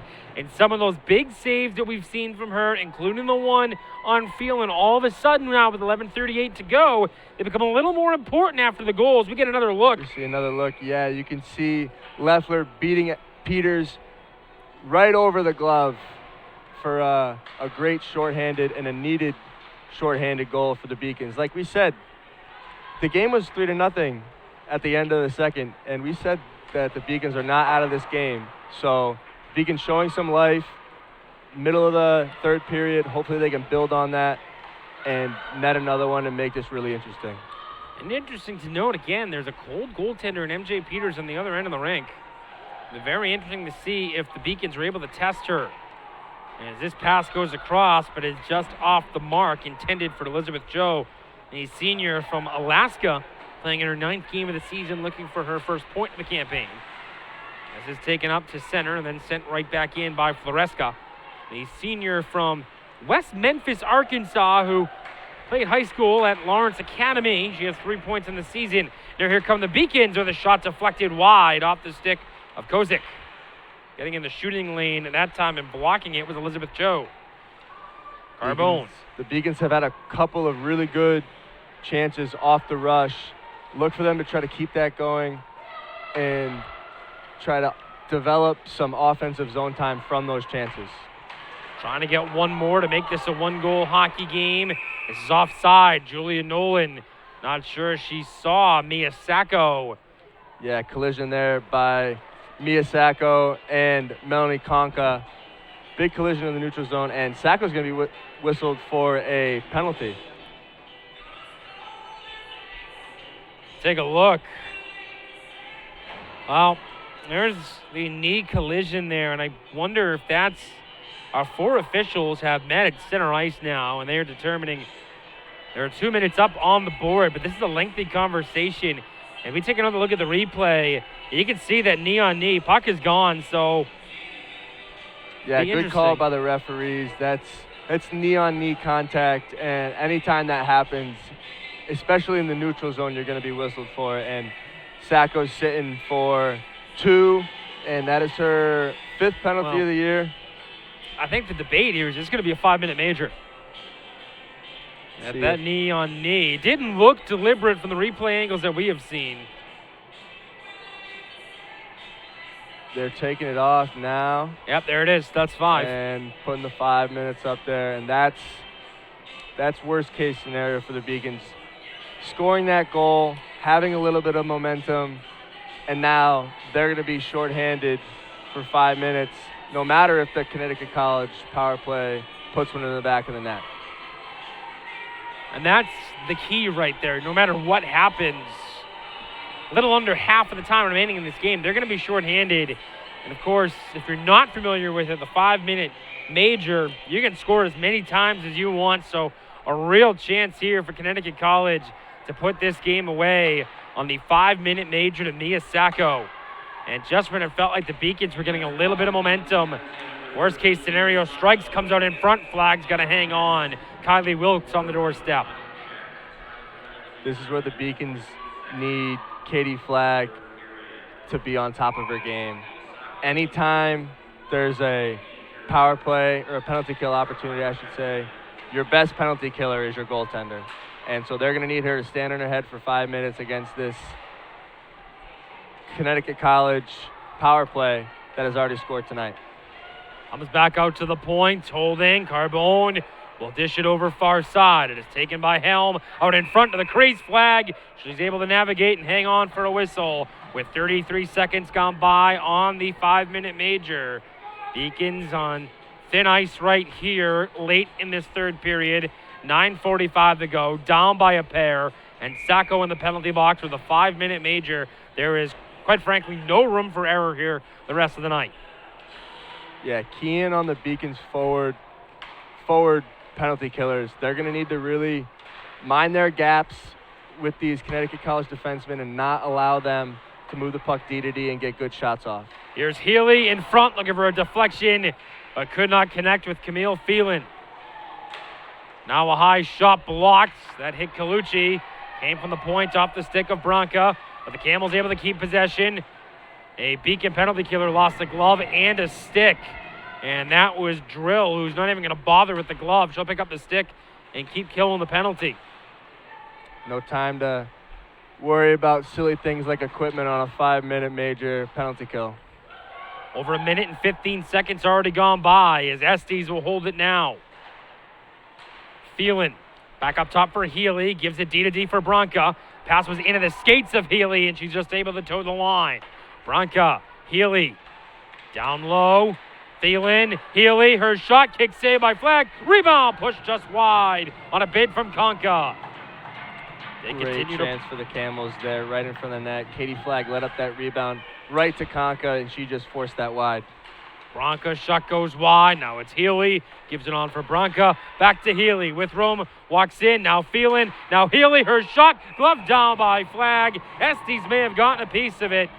But the Beacon goaltender with a big save. 3:04 left now on the power play.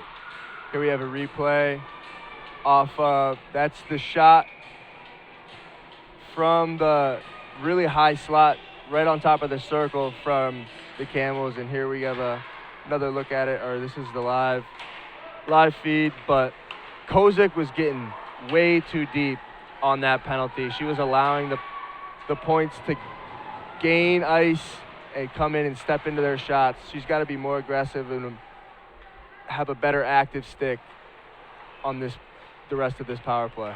Nearly halfway home on a crucial kill as it's carried into the offensive zone by Wilkes. She'll hold up, tries to send it in front for Witkowski, and Flagg, the veteran goalkeeper, is not going to take any chances.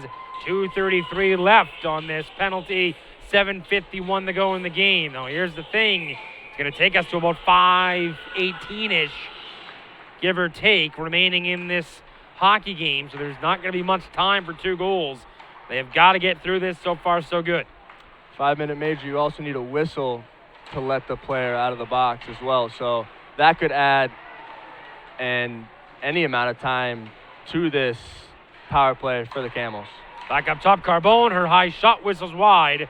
Off the end wall, it comes to Wilkes, trying to work her way down low. Collected by Dillon. It's had a relatively quiet night. She'll turn, fire a shot. That was blocked. Buddington getting in the shooting lane. Lauren Helm as the power play grouping changes for the Camels inside the offensive zone. Under 2 to go now on the power play. Good kills so far, but tons of time remain. Out in front looking for a deflection. It was Anthony who let the shot go. Alexander, the tip. Sent out to center, taken by Carbone. And here come the Camels once more. Carbone able to walk around Lizzie Saxer, and we're going to have a penalty with 1:35 left on the major to Sacco. A D-zone penalty by the Beacon PK, and a 5-on-3 with 6:53 to go in a golden opportunity for the Camels. This is going to be on number 17, Lizzie Saxer. I think it's going to be a tripping call as she gets her stick in the skates of the Connecticut College forward. And to make it even worse for the Beacons, now it's a 5-on-3 for maybe 2 minutes because Sacco will not get let out of the penalty box until a whistle after her 5-minute major expires. Puck is bobbled and sent down the ice by McDougall. A big clear with 1:17 left on the Sacco penalty. Bronca, one of the co-captains on this team. Both co-captains defenders walking in. Now here's Estes. Backhander, she scores! Sammy Estes, her 7th of the season. The 3rd power play goal of the night for Connecticut College. And it is 4-1 now with 6:19 to play. Yeah, Estes entered the zone with speed there and just blew by the tired Beacons defense. They've been killing off a 5-minute major penalty for 3 minutes and 59 seconds. So the legs are a little tired, and she just skated right in and was able to beat Flag to the far post after she cut across the crease. That's a good goal from number 51, Sammy Estes. So with that, Lizzie Saxer is freed from the penalty box. Sacco still with 55 seconds left to serve.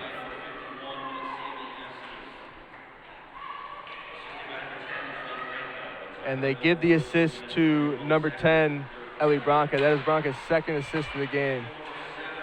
Short-handed now. The Beacons trying to get back within 2 with 5:55 to go. Sammy Estes, 7th goal of the season. She has an assist tonight as well. 12 points now on the campaign. And here comes Natalie Witkowski.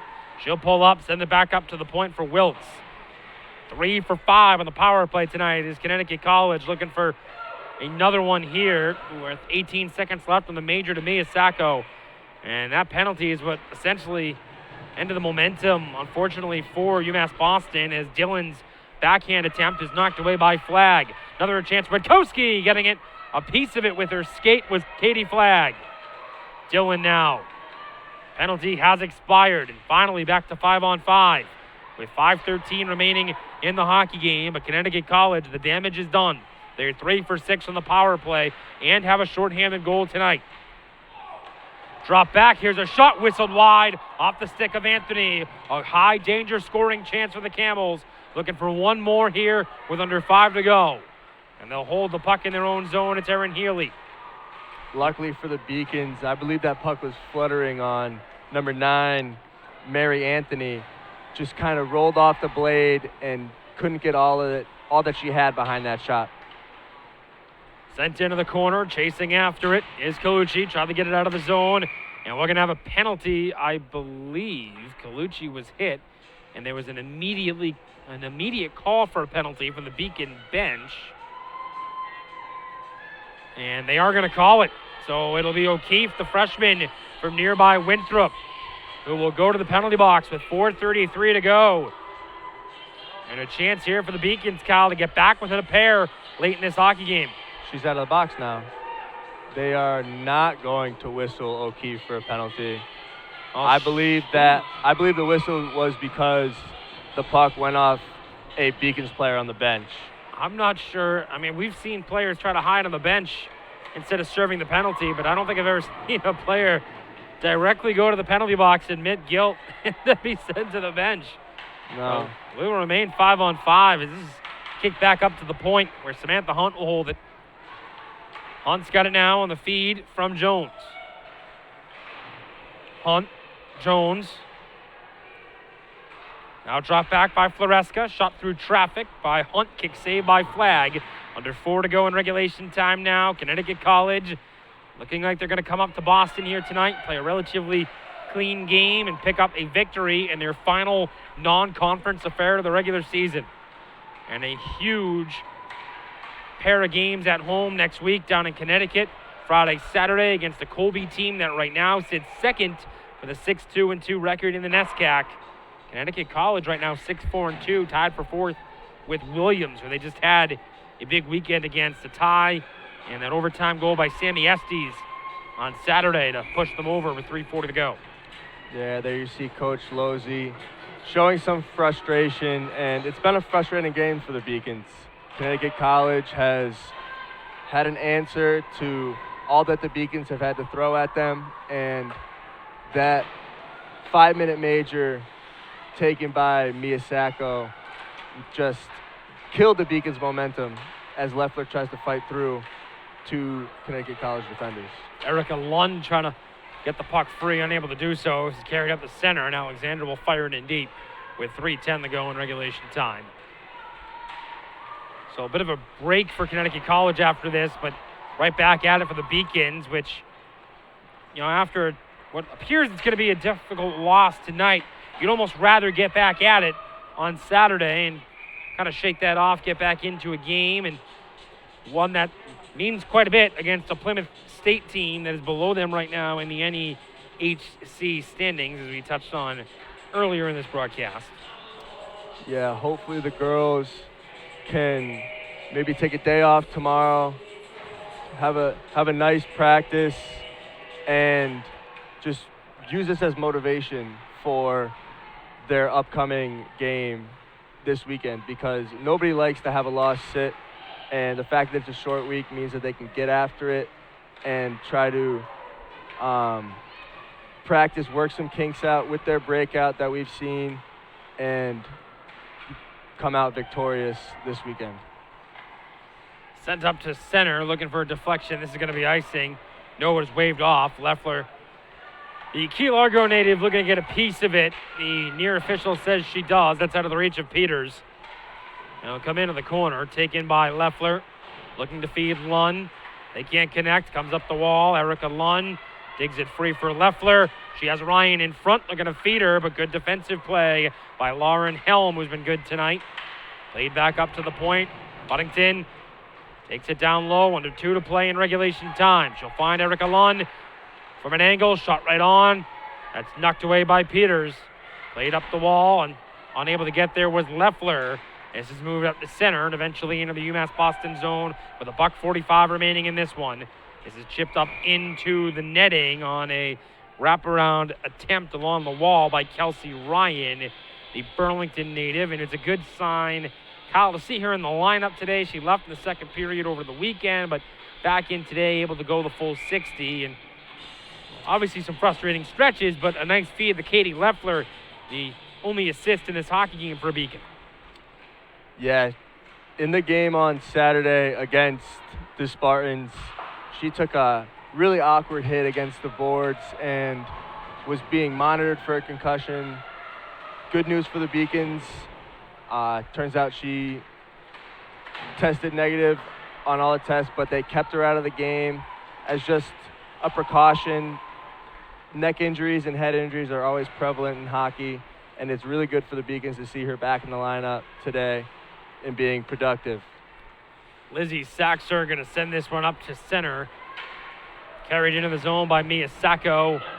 Final minute of regulation time. Estes, who had that goal that put it away on the power play here in period number 3, as Connecticut College is going to avenge a 3-0 loss a season ago down in Connecticut and come up here to Boston for the second straight time and claim a victory over this Beacon team, just as they did in January of 2018.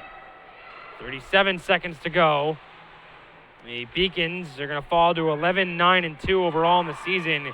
And for Connecticut College, they will go to 13-5-2 and will go to 6-3-1 away from home this season.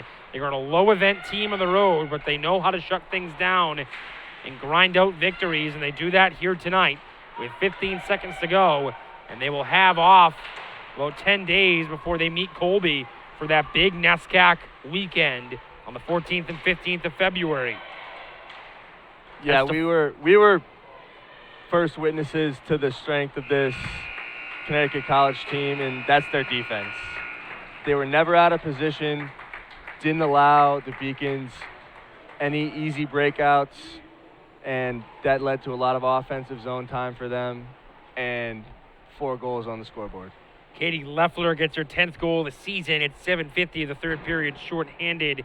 The only time UMass Boston is able to strike tonight, they did so against the freshman MJ Peters. Meanwhile, 3 for 6 on the power play went the Camels tonight, including one in the third period by Sammy Estes. We will take a break, come back in, and take a look at our final stats here this evening from Boston. Once again, your score, Connecticut College 4, UMass Boston 1. Your final from Boston.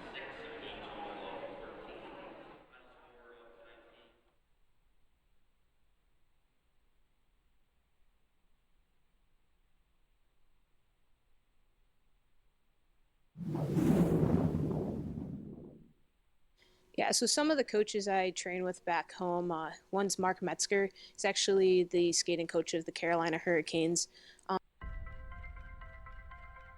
I'm a Division III student athlete, and I know how powerful words can be.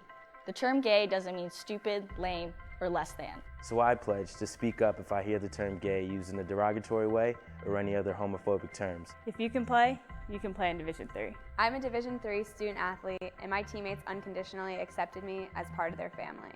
So now I pledge to do the same for others. If you can play in Division III. Paris changed my life, and I got there through UMass. Those very specific seminal moments in Paris, the subway. A man in a tuxedo walked in, and a woman in a long gown. And it was stunning. It all hit me. It was like a lightning bolt. There was this world of beauty and style that I wanted to be a part of. That was the beginning of the journey. And that all came through the University of Massachusetts. And that was really a key moment for me. That's one of those moments you never forget. The University of Massachusetts Boston. It's just minutes from downtown, and the Princeton Review calls it one of the best values in the country. A nationally recognized institution of academic excellence and research, UMass Boston offers more than 150 undergraduate and graduate programs, 16 Division III sports, and more than 100 student organizations. To learn more about the opportunities waiting for you at UMass Boston, visit in person or online. UMass Boston, a research university with a teaching soul. Celebrate the soggy shoes and the slow starts. Celebrate the lessons learned along the way.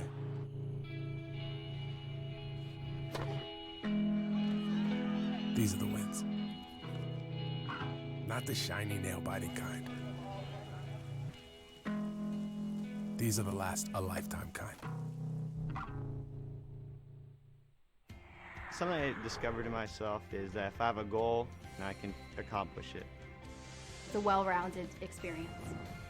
At a Division III school, you primarily a student athlete, so the school is really shaped around you developing yourself as a complete individual. It helps a lot that you have a family with your team that can guide you.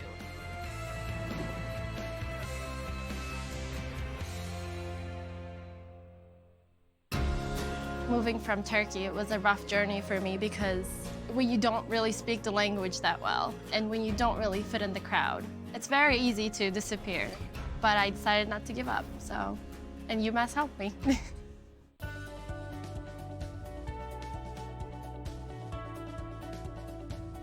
I just wanted to get good grades and to do well. But it also made me realize that I have a lot of career goals. You're there to get a full college experience, not only participate in your sport, but participate in things outside of that, and it's all about growing as a person. My coaches have helped me with figuring out who I really am. Their lives are dedicated for us to succeed.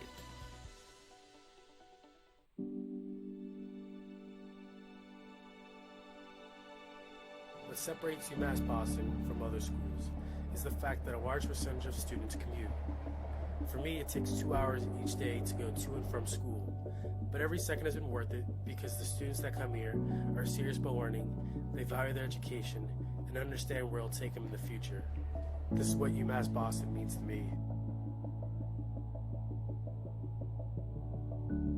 The University of Massachusetts Boston, with its scenic oceanfront campus, easily accessible to downtown Boston, is recognized as a model of excellence for urban public universities. 16 NCAA Division III sports are part of the more than 100 student organizations that create an engaging campus life. in America's biggest and best college town, UMass Boston. Boston's urban public research university for the 21st century. Welcome back. Getting set to wrap things up here from the Edward T. Berry Ice Rink, where Connecticut College comes to Boston and takes a 4-1 victory here tonight. We take a look at our final stats. Shots on goal, 43-13 in favor of the Camels, who go 3 for 7 officially on the power play. Beacons go 0 for 2. Each side tonight, Kyle, getting a short-handed goal, but really Connecticut College controlled this one for 60. Yeah, whenever you outshoot the opponent by 30 shots, that's usually conducive to a win, and that's what the Camels did today.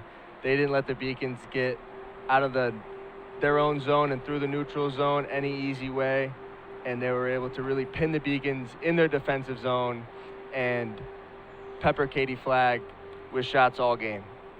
Lauren Helm scores the game winner, or rather scores the first goal of this hockey game at 12:48 in the power play of the first period. The game winner tonight, shorthanded goal, 6th of the year at 6:30 the second period. Natalie Witkowski, Camille Phelan getting one of the power player, 5th of the year at 19:50 of the second period.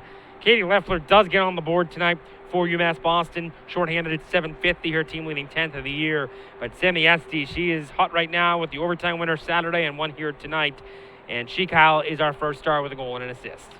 Yeah, Sammy Estes was really a part of all the offensive production that the Camels saw today with 1 goal and 1 assist.